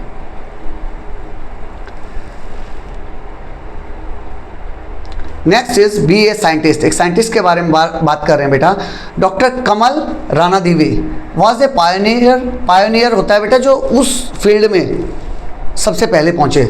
Biomedical researcher, she studied how hormones and certain viruses are linked to cancer. उन्होंने क्या पढ़ा, क्या समझा बेटा कि कैसे कुछ हार्मोन्स एंड कुछ वायरस वो कैंसर से लिंक्ड हैं। Helping improve its treatment and prevention, जिसने हेल्प किया उसके ट्रीटमेंट के बारे में और प्रिवेंशन, कैसे उससे बच सकते हैं। Her work also showed how tobacco, diet and pollution can raise the risk of cancer. उनके काम, जो उन्होंने ये काम किया ना बेटा इस फील्ड में, उसने हमें समझाया कि कैसे तंबाकू अगर कोई खा रहा है, उसका डाइट कैसा है, या फिर पॉल्यूशन, वो कैंसर को बढ़ा सकते हैं। ये उसके मेन रीज़न बता रहे हैं कि कैसे कैंसर उससे बढ़ सकता है। Highlighting the importance of A healthy lifestyle. Overall मतलब क्या है, हम एक हेल्दी लाइफस्टाइल से इन सब चीज़ों से बच सकते हैं। How to prevent and control disease. अब ओवरऑल डिजीज के बारे में बात करेंगे कि कैसे प्रिवेंट कर सकते हैं और हम कंट्रोल कर सकते हैं। You might have heard the phrase prevention is better than cure. आपने ज़रूर सुना होगा प्रिवेंशन अच्छा है, मैं पहले ही बचाव कर लूँ क्योर से, बाद में उसे उसका इलाज करवाना, उसका ध्यान रखने से अच्छा है मैं उसका प्रिवेंशन कर लूँ। Prevention is better than cure. It is important to protect our self from both communicable and non communicable disease. यह इंपॉर्टेंट है कि हम अपने आप को बचा के रखें communicable and non communicable disease से। एक एक्टिविटी दी है बेटा 3.6, जिसमें उड़ीसा के बारे में बात कर रहे हैं। Community led sanitation campaign. एक कम्युनिटी ने कैंपेन चलाया जो कि उड़ीसा में हुआ। In Bhadrak district Orissa, a community sanitation campaign help more people build and use toilet. Orissa में बेटा उन्होंने एक कैंपेन चलाया जिसमें टॉयलेट बनाने के लिए उन्होंने एक्टिवेट किया लोगों को। They reduce open defecation significantly. जो खुले में शौच जाते हैं ना बेटा, पूरी कम्युनिटी ने प्लान किया कि खुले में शौच नहीं जाएंगे। And improve child health with fewer cases of diarrhoea and infection. जिससे क्या फ़ायदा मिला, बहुत केसेस कम हो गए डायरिया के, दस्त वगैरह जो लग जाते हैं ना, और उसके इन्फेक्शन के कम हो गए। व्हाट डू यू इन्फर, आपसे इसको क्या समझ में आया, इन्फर आपने क्या किया from this case study. Simple steps like good sanitation can greatly reduce the spread of communicable disease. अगर छोटे छोटे हम तरीके यूज़ करें, जैसे कि उन्होंने क्या किया, गुड सैनिटेशन सिस्टम यूज़ किया, can greatly reduce the spread of communicable disease. तो उससे कम्युनिकेशन डिजीज कम हो जाएंगे। Find about such community campaigns held in your location. आपकी लोकेशन में, आपके गांव में, आपके शहर में अगर इस टाइप का कोई कैंपेन चलाया हो, किसी एनजीओ ने चलाया हो, किसी सरपंच ने, किसी म्यूनसिपल कॉरपोरेशन ने, तो उसके बारे में पता कीजिए। Share in your class and discuss with your peers about the impact of such initiative. Class में डिस्कशन कीजिए और अपने पीयर्स के साथ बातचीत कीजिए। Ability of the body to fight disease. You would have notice that some people get sick more frequently than others. अब ability के बारे में बात कर रहा है, हमारी बॉडी के बारे में। जैसे मैंने बताया था, हमारी बॉडी में कुछ सोल्जर्स होते हैं जो बाहर से कुछ भी फॉरेन मटेरियल आया उसके खिलाफ लड़ाई करेंगे। That is known as immune system.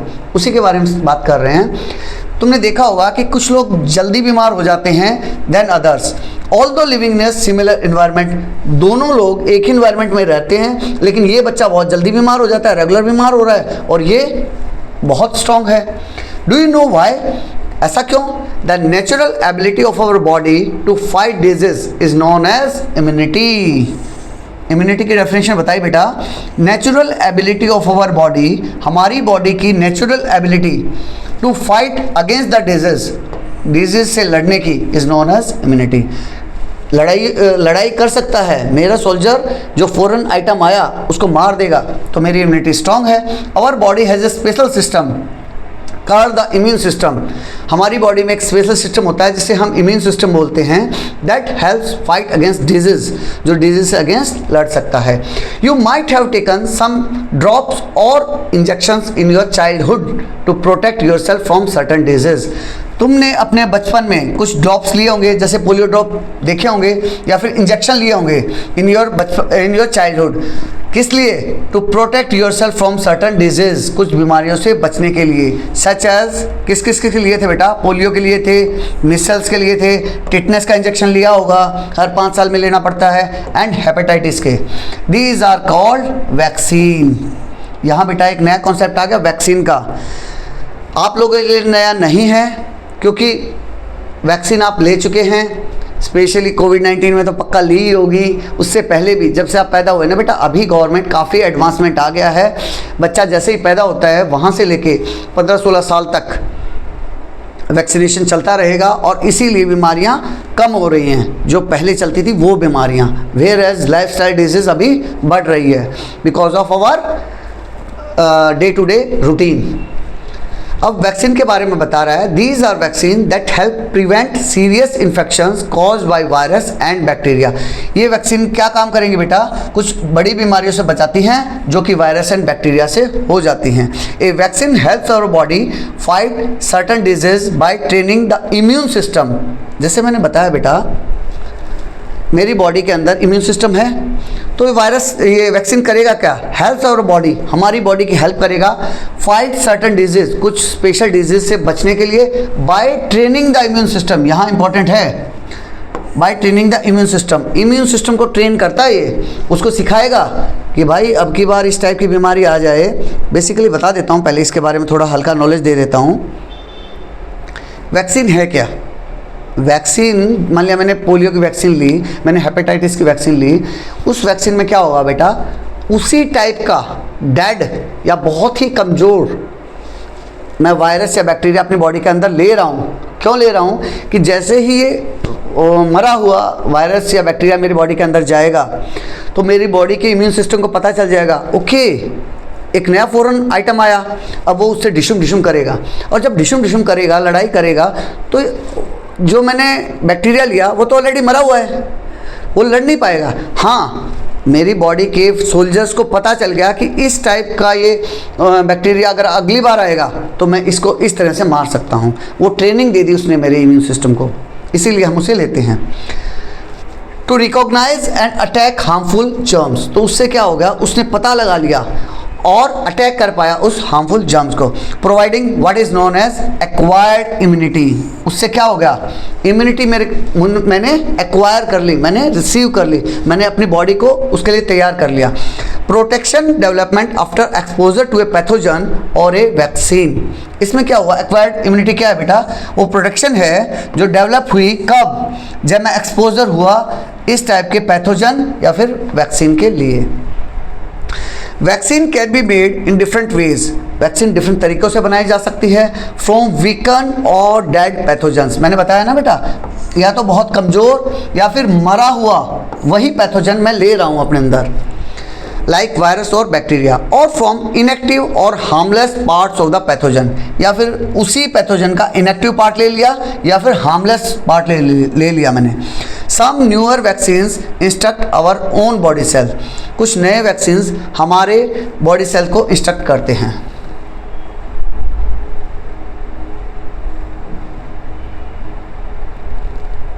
To make a harmless part of the germ which our immune system then learns to fight. हमारे बॉडी सिस्टम में बेटा एक ऐसा हार्मलेस मैंने बैक्टीरिया डाल दिया ताकि अब मेरा इम्यून सिस्टम उसके खिलाफ लड़ना सीख जाए। फॉर एग्जाम्पल, एक टेटनस शॉट, एक टेटनस का इंजेक्शन लगवाया मैंने, often given after an injury, protects against infection. मान लिया मैंने किसी लोहे की चीज़ से चोट खा ली, तो आपने देखा होगा हमें डॉक्टर के पास ले जाते हैं, डॉक्टर बोलेगा भाई इसको टेटनस का इंजेक्शन लगाना पड़ेगा। तो जब मुझे वो इंजेक्शन लगाया तो हम क्या देखते हैं? It contains an inactivated bacterial, उसमें एक इनएक्टिव बैक्टीरिया रहेगा, toxin that help the immune system, जो हमारे इम्यून सिस्टम की हेल्प करता है develop protection without causing the disease, protection देगा उस डिजीज से लड़े बिना। Do you know when the first vaccine was discovered, क्या आपको पता है फर्स्ट वैक्सीन कब डिस्कवर हुई थी? Edward Jenner and the small pox vaccine. Smallpox was a deadly disease. Earlier times में बेटा एक स्मॉल पॉक्स नाम से बीमारी होती थी जो कि एक डेडली डिजीज थी, खतरनाक डिजीज थी, दैट कॉज ब्लिस्टर्स, हमारे शरीर में ब्लिस्टर्स आ जाते थे। एंड किल्ड मिलियंस, और हजारों लाखों लोगों को मारा। ए माइल्डर डिजीज कॉल्ड काउपॉक्स, एक उसी टाइप की डिजीज थी बेटा काउपॉक्स, सीन इन काउ, जो कि गाय में देखी जाती थी। कुड ऑल्सो इन्फेक्ट ह्यूमन्स, वो भी ह्यूमन को अफेक्ट कर सकती थी। In late 70s English doctor Edward Jenner, एक इंग्लिश डॉक्टर थे जिनका नाम क्या था बेटा, Edward Jenner, discovered that people who had cowpox, वो लोग जिन्हें काउपॉक्स नाम की बीमारी है, did not get small pox, जिन्हें काउपॉक्स है उन्हें स्मॉल पॉक्स नहीं हो रहा है। This led to the invention of the first vaccine and help protect people from the small pox, इससे पहली बार वैक्सीन का खोज हुआ। मतलब आप समझ रहे हो भाई, उसने क्या देखा कि जिसको भी काउपॉक्स है उसे स्मॉल पॉक्स नहीं हो रहा है, इसका मतलब जो काउपॉक्स वाले बैक्टीरिया हैं वो स्मॉल पॉक्स को नहीं होने दे रहे हैं। Our scientific heritage, long before modern vaccines India had a traditional method called वेरियोलेशन।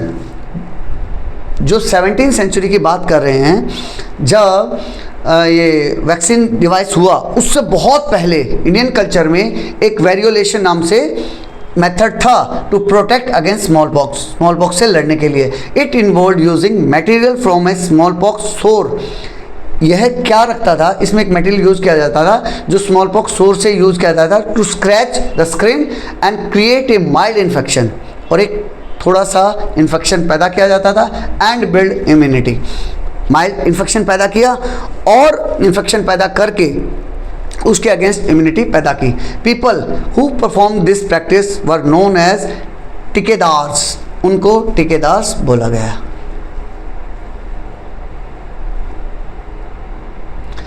Think like a scientist, observation क्या है बेटा, Jenner observe that milkmaids who had cowpox did not catch small pox.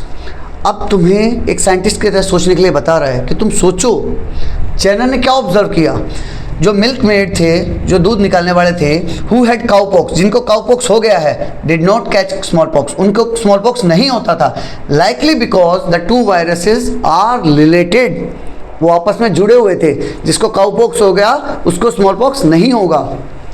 Hypothesis, content in the purse of cowpox blister protected people from small pox. अब आपको समझा रहा है कि इसके लिए हाइपोथेसिस डिजाइन की। हाइपोथेसिस क्या होता है, एक हाइपोथेसिस बेटा एक रिसर्च का पार्ट होता है, जिसमें आप ये समझते हैं कि मैंने मान लिया पूरी रिसर्च की, उससे बहुत पहले मैं एक प्लानिंग करता हूँ कि ऐसा कुछ रहा होगा।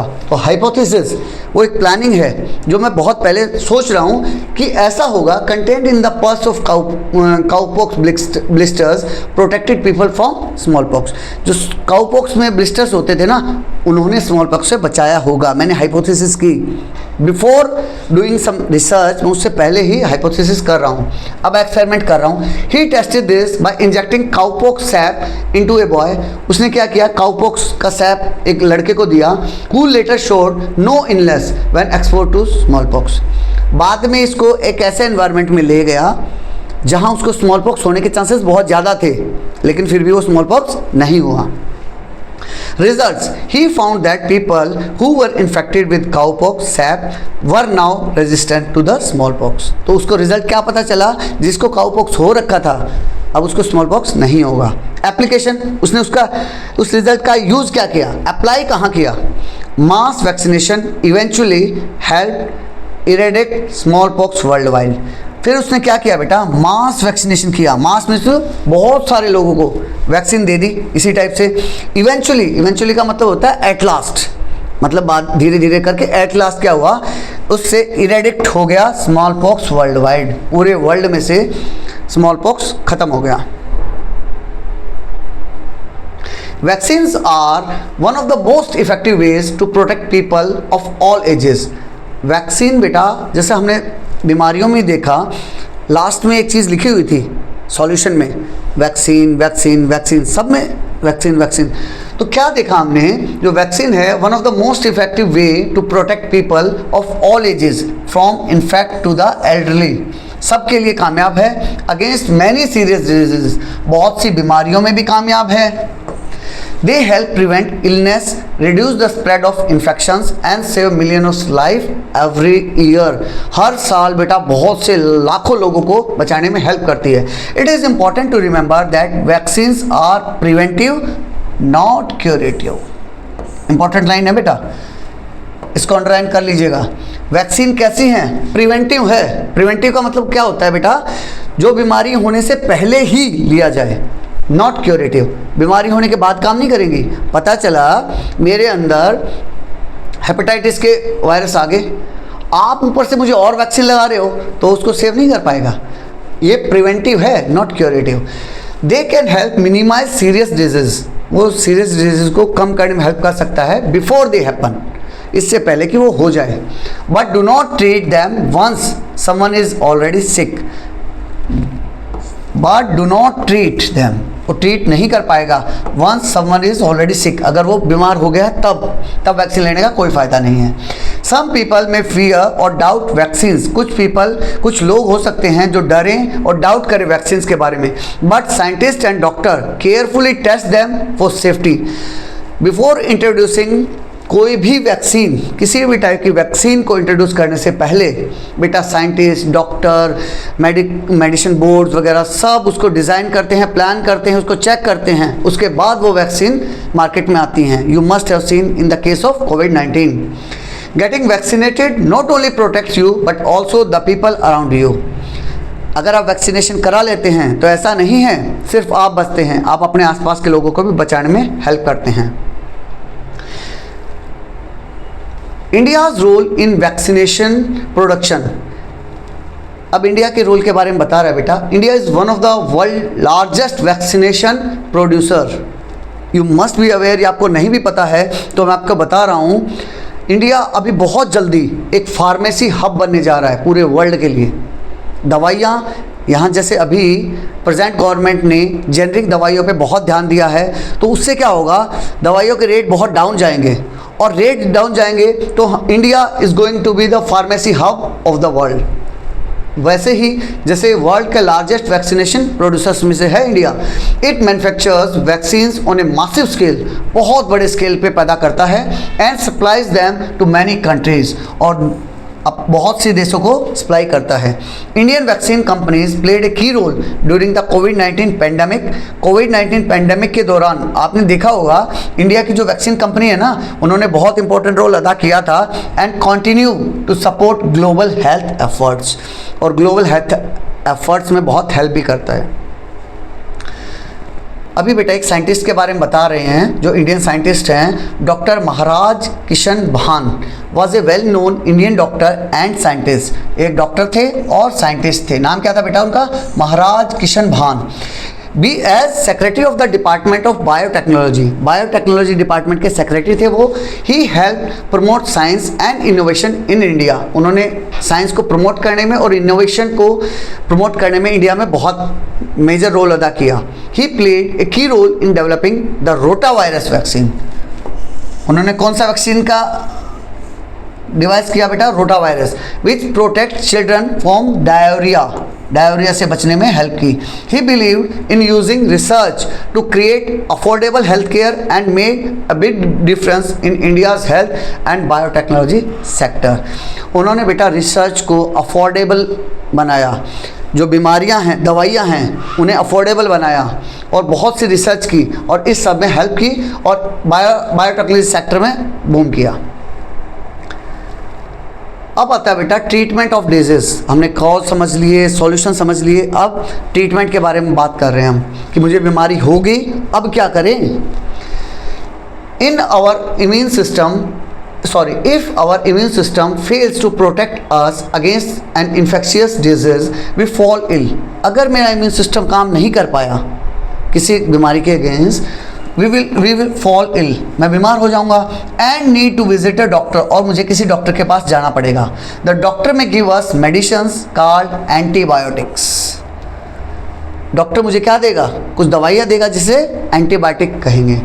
विच kill the bacteria that might have cause the disease, जो कि उस बैक्टीरिया को मार देगा जिसने वो बीमारी पैदा की होगी. Antibiotics works only against bacterial infections. Important line है बेटा, एंटीबायोटिक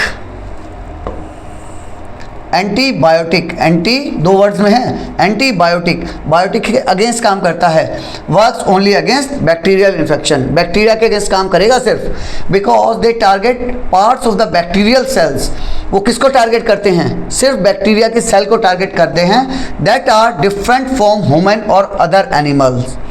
मान लिया मेरी बॉडी में बैक्टीरिया आ गए, मैंने एंटीबायोटिक ली, तो जो एंटीबायोटिक है ना बेटा, उसके अंदर भी बैक्टीरिया ही हैं, वो बैक्टीरिया क्या करेंगे, वो बैक्टीरियल सेल को मारेंगे, ना कि मेरी सेल को या फिर किसी दूसरे एनिमल की सेल को।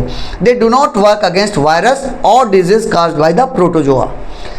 तो ये चीज़ उसी लाइन का एक्सटेंशन है कि वो सिर्फ और सिर्फ बैक्टीरिया को मारेंगे, ना कि वायरस को और ना ही किसी प्रोटोजोआ को। अभी बेटा नेक्स्ट एक और साइंटिस्ट के बारे में बात कर रहे हैं, think like a scientist, discovery of the first antibiotic that is penicillin. पहली, अब क्वेश्चन आएगा कि पहली एंटीबायोटिक कौन सी थी, that is penicillin. Penicillin was discovered in 1928 by 1928 में बेटा इसकी खोज की थी किसने, अलेक्जेंडर फ्लेमिंग ने। ए बैक्टीरियोलॉजिस्ट फ्रॉम लंदन, लंदन से थे वो, बैक्टीरियोलॉजिस्ट थे, वाइल स्टडिंग हार्मफुल बैक्टीरिया, जब वो हार्मफुल बैक्टीरिया को पढ़ रहे थे, he notice that a mould on a discarded petri dish. Petri dish क्या होता है बेटा,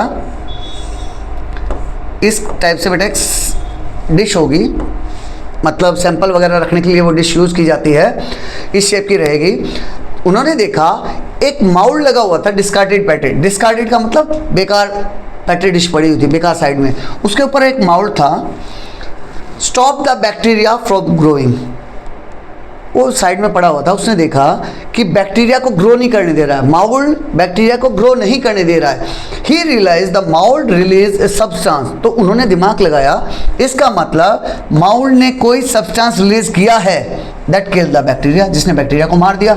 इसका मतलब उन्हें लगा कि माउल्ड ने ही बैक्टीरिया को मारा है, यानी एक दूसरे में ये भी इनकी लड़ाई करवा सकते हैं, और उन्होंने वही किया। This chance discovery, chance discovery मतलब बाई चांस, तुक्के से, led to the discovery of penicillin, इससे पेनिसिलिन की डिस्कवरी हुई थी। The first antibiotic used to treat bacterial infections, जो पहला एंटीबायोटिक था जो बैक्टीरियल इन्फेक्शन को ट्रीट करने के लिए यूज़ किया जाता है।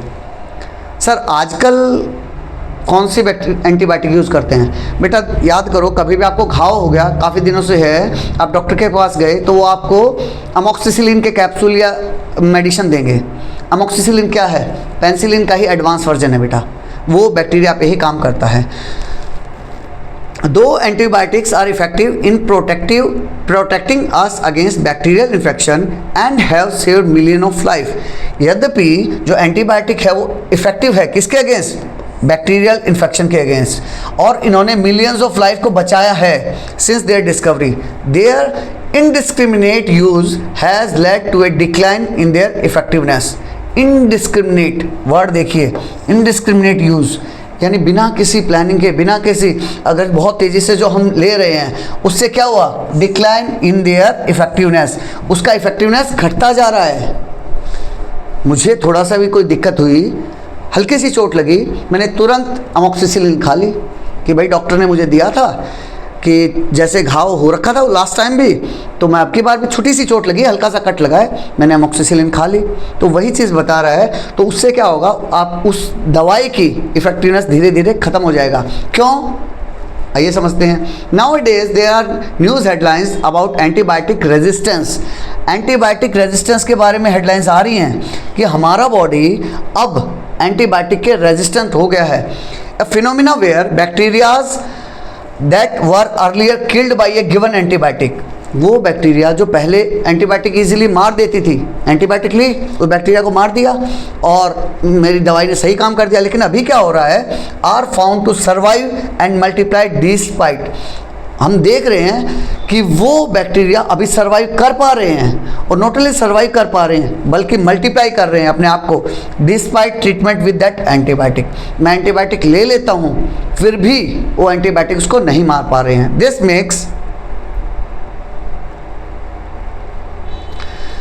This makes common infections harder to treat. इससे क्या हो रहा है बेटा, जो छोटे छोटे इन्फेक्शन हो रहे हैं ना, उनको भी ट्रीट करना बहुत मुश्किल हो जा रहा है। And increases the risk of complication उससे क्या है, कॉम्प्लिकेशन बढ़ता जा रहा है, प्रोलॉन्ग्ड इलनेस, लंबी लंबी बीमारी लंबी होती जा रही है, प्रोलॉन्ग हो रही है, एंड इवन डेथ, और इवन डेथ भी हो जाती है। अभी समझते हैं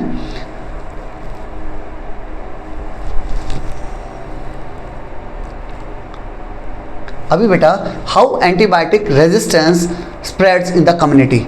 एंटीबायोटिक का रेजिस्टेंस, सिर्फ एंटीबायोटिक को नहीं समझा रहा है, अभी उसका उल्टा इफेक्ट, एंटीबायोटिक का रेजिस्टेंस समझा रहा है कि हमारी बॉडी अब जो पहले दवाइयाँ काम कर पा रही थी ना, अब वो काम नहीं कर पा रही हैं। क्यों नहीं कर पा रही वो समझा रहे हैं। Taking antibiotics when they are not required, जब मुझे रिक्वायर नहीं है तब मैं एंटीबायोटिक ले रहा हूँ, तो हो क्या रहा है, ये एंटीबायोटिक है। Development of resistance in the bacteria in the animals, animals के अंदर, एनिमल्स को भी हम एंटीबायोटिक दे रहे हैं, सिमिलरली ह्यूमन बॉडी को भी दे रहे हैं। तो उसके अंदर कैसे काम कर रहा है समझिए। ये ह्यूमन बॉडी को लिया, may have serious illness and gets care at a hospital, उनको सिंपल उनको क्या हुआ, सीरियस इलनेस हुई और हॉस्पिटल में उनका ध्यान रखा जा रहा है। Spread directly to the other patient और indirectly through health care worker.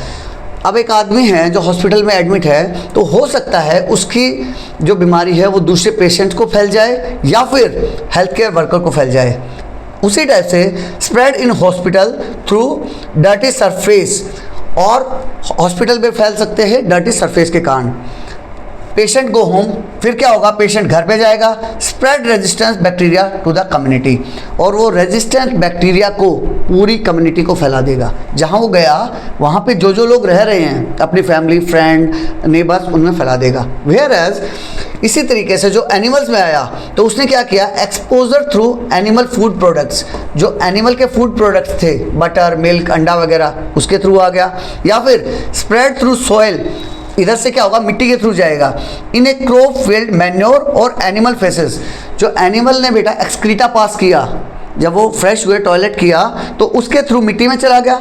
मिट्टी से it reaches human digestive system through crop produce, अब मिट्टी में चला गया वो।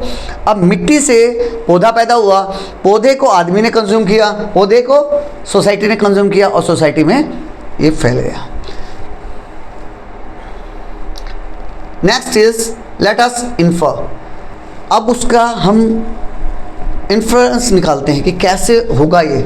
Study the infographic given in figure 3.5 का बी, 3.5 के बी में अब हम समझेंगे how do you think the antibiotic resistance has been develop in the bacterial pathogens.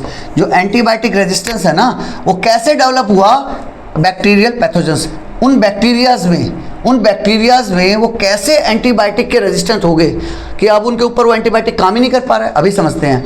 What precaution may be taken to reduce antibiotic resistance, कौन से precaution हमें लेने चाहिए एंटीबायोटिक रेजिस्टेंस से बचने के लिए। To tackle the problem of antibiotic resistance we must use antibiotic wisely. बहुत इंपॉर्टेंट लाइन है। एंटीबायोटिक्स को बेटा बहुत ध्यान से यूज़ करो, सिर्फ डॉक्टर के प्रिस्क्रिप्शन से यूज़ करो। उन्होंने 3 दिन के लिए दिया तो 3 दिन के लिए यूज़ करो, 5 दिन के लिए बोला तो 5 दिन के लिए यूज़ करो। अगर 1 दिन में मैं ठीक हो भी जाता हूँ, तब भी जो 3 दिन का साइकिल है उसे पूरा मेडिसिन लेना ही लेना है, वही बताएगा। Only when prescribe by a doctor, जब एक डॉक्टर ने बताया तब लो। इन द करेक्ट डोज, सही डोज में लो।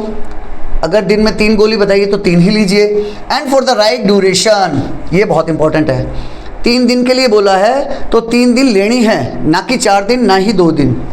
Avoiding unnecessary use help prevent the rise of resistant bacteria and kills antibiotic effective for future generation. इससे क्या होगा बेटा, अवॉइडिंग अननेसेसरी यूज मत करो। Help prevent the rise of resistant bacteria, उससे क्या होगा, प्रिवेंट कर पाएंगे हम उसको। And keeps antibiotic effective for future generation, और यही एंटीबायोटिक्स को अगर मेरे शरीर के बैक्टीरिया एंटीबायोटिक के अगेंस्ट काम करना सीख गए तो मेरे फ्यूचर में मेरी जनरेशन्स उस एंटीबायोटिक को यूज़ नहीं कर पाएंगी। Traditional medicine system like Ayurveda, जो ट्रेडिशनल मेडिसिन सिस्टम थे ना बेटा, ट्रेडिशनल मेडिसिन सिस्टम मतलब पुराने मेडिसिन सिस्टम, जैसे कि Ayurveda, Siddha, Unani, have been used in India for many years to manage common health problem. तो जो अगर छोटी छोटी नॉर्मल कॉमन प्रॉब्लम है तो इन सब को यूज़ कर सकते हो आप। They use natural substances like herbs, oil etcetera, इस टाइप की चीज़ें वो यूज़ करते हैं। And minerals for managing illness and promoting recovery, वो सिंपल सब्सटेंस यूज़ करेंगे, मिनरल यूज़ करेंगे सिंपल इलनेस और रिकवरी को प्रमोट करने के लिए। And focus on a healthy lifestyle and balance diet, और फोकस करेंगे हेल्दी लाइफस्टाइल के ऊपर और बैलेंस डाइट के ऊपर। While this system can help with some condition and are useful for everyday wellbeing, जबकि ये जो सिंपल कंडीशन है ना बेटा, उनमें बहुत हेल्पफुल रहेंगे और एवरीडे वेलबींग को मेंटेन रख सकते हैं हम। यूनानी वगैरह, यूनानी, आयुर्वेदा, सिद्धा, इन सब मेडिकेशन पद्धति के द्वारा।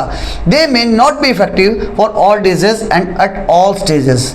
ये क्या बता रहा है बेटा, मे नॉट बी इफेक्टिव, हो सकता है कुछ जो बड़ी बीमारियां हैं उनमें ये कामयाब ना रहें, सभी बीमारियों के लिए कामयाब ना रहें और सभी स्टेजेस के लिए कामयाब ना रहें, लेकिन सिंपल जो कॉमन सर्दी, खांसी, जुकाम, बुखार जो हमें डेली होता है, छोटी सी चोट लगी, उन सब में बहुत कामयाब हैं। Therapies for non communicable disease focus on managing symptoms and improving quality. जो ये थेरेपी इसमें यूज़ करते हैं ना बेटा नॉन कम्युनिकेबल डिजीज में, वो क्या फोकस करेंगे हम, मैनेजिंग सिम्टम्स, हम सिम्टम को मैनेज कर लेंगे शुरू में ही, and improving quality of life, हम क्वालिटी ऑफ लाइफ को इम्प्रूव करेंगे। बेसिकली ये बताना चाह रहे हैं कि हम प्रिवेंशन पे ध्यान देंगे, क्योर पे नहीं। हम बीमारी होने से पहले ही उसे रोक लेंगे, ना कि बीमारी होने के बाद। कैसे? Through medication, lifestyle changes, medication के थ्रू लाइफस्टाइल चेंज कर लेंगे, एंड रिहेबिलिटेशन, दोबारा से उसको रिकवर करना। Early diagnosis and continuous care are key to control the disease progression and prevent complication. अगर हम बहुत पहले उसको डायग्नोसिस कर लें, पता लगा लें कि हाँ इसके रेस्पिरेटरी सिस्टम में कोई दिक्कत है, तो हम हनी वगैरह इस टाइप की नेचुरल चीज़ें यूज़ करके अपने गले को ठीक कर सकते हैं। कॉन्टीन्यूस केयर, लगातार केयर करें, are key to control the disease, और डिजीज़ को हम रोक सकते हैं, डिजीज़ के प्रोग्रेशन को रोक सकते हैं, एंड प्रिवेंट कॉम्प्लिकेशन, और कॉम्प्लिकेशन को रोक सकते हैं। अभी बेटा ये देखो इस डायग्राम में समझते हैं कैसे। How bacterial became resistant to antibiotics.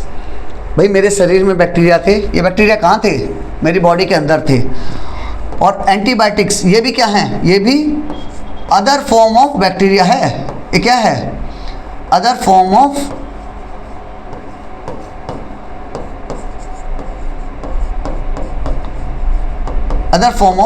Bacteria है।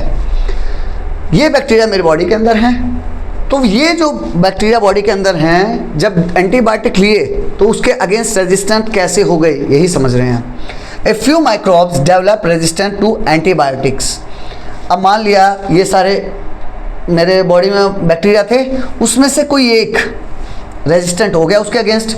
When antibiotic kill bacteria causing illness, जो एंटीबायोटिक जो कि बैक्टीरिया को मार देते हैं, they also kill good bacteria protecting the body from infection.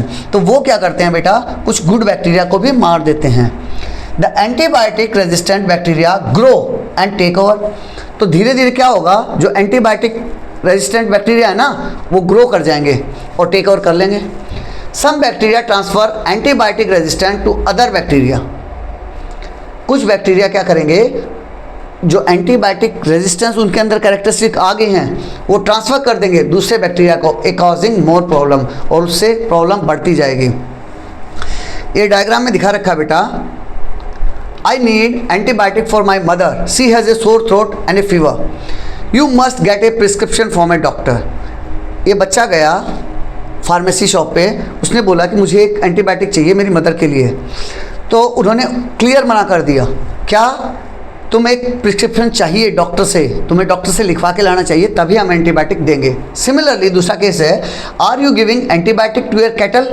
क्या दूध निकालने के लिए, आपने देखा होगा गांव वगैरह में गाय भैंस को एक्स्ट्रा दूध निकालने के लिए, मेरी गाय दे रही है 10 किलो, मुझे चाहिए 15 किलो, तो मैं उसको इंजेक्शन लगा दूंगा। तो वही पूछ रहा है, क्या तुम अपने गाय को इंजेक्शन लगाते हो? No, I am not using any antibiotic. वो इंटेलिजेंट है, क्योंकि उसको पता है अगर मैं गाय को लगाऊंगी तो कहीं ना कहीं ये मुझे भी हार्म कर सकता है। No no, do not give antibiotic injection to your cattle, फिर ये बच्चे बता रहे हैं अपने कैटल को एंटीबायोटिक इंजेक्शन मत दो, it will develop antibiotic resistance, otherwise इसके अंदर क्या होगा, एंटीबायोटिक रेजिस्टेंस हो जाएगा।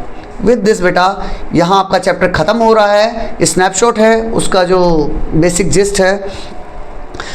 मुझे लग रहा है यहाँ तक आप बहुत अच्छे से चैप्टर को समझ गए होंगे। अगर यहाँ तक आप मेरे साथ हैं और आप कनेक्टेड फील कर रहे हैं, आपको लगा मैंने कुछ अच्छा ट्रांसफ़र किया है, तो लाइक शेयर एंड सब्सक्राइब कर दीजिएगा। आपके आसपास कोई 8th क्लास का बच्चा है तो उसे शेयर ज़रूर कर दीजिएगा। उसके पीछे रीज़न क्या है, क्योंकि ये नई बुक लॉन्च हुई है। हर एक यूट्यूब पे ना तो बहुत सारे वीडियोस आए हैं और बच्चों को भी पता नहीं है। तो अगर आपके आसपास कोई 8th क्लास का बच्चा है तो शेयर कर दीजिएगा। With this I am signing off. Sandeep Sharma. जय हिंद, जय भारत।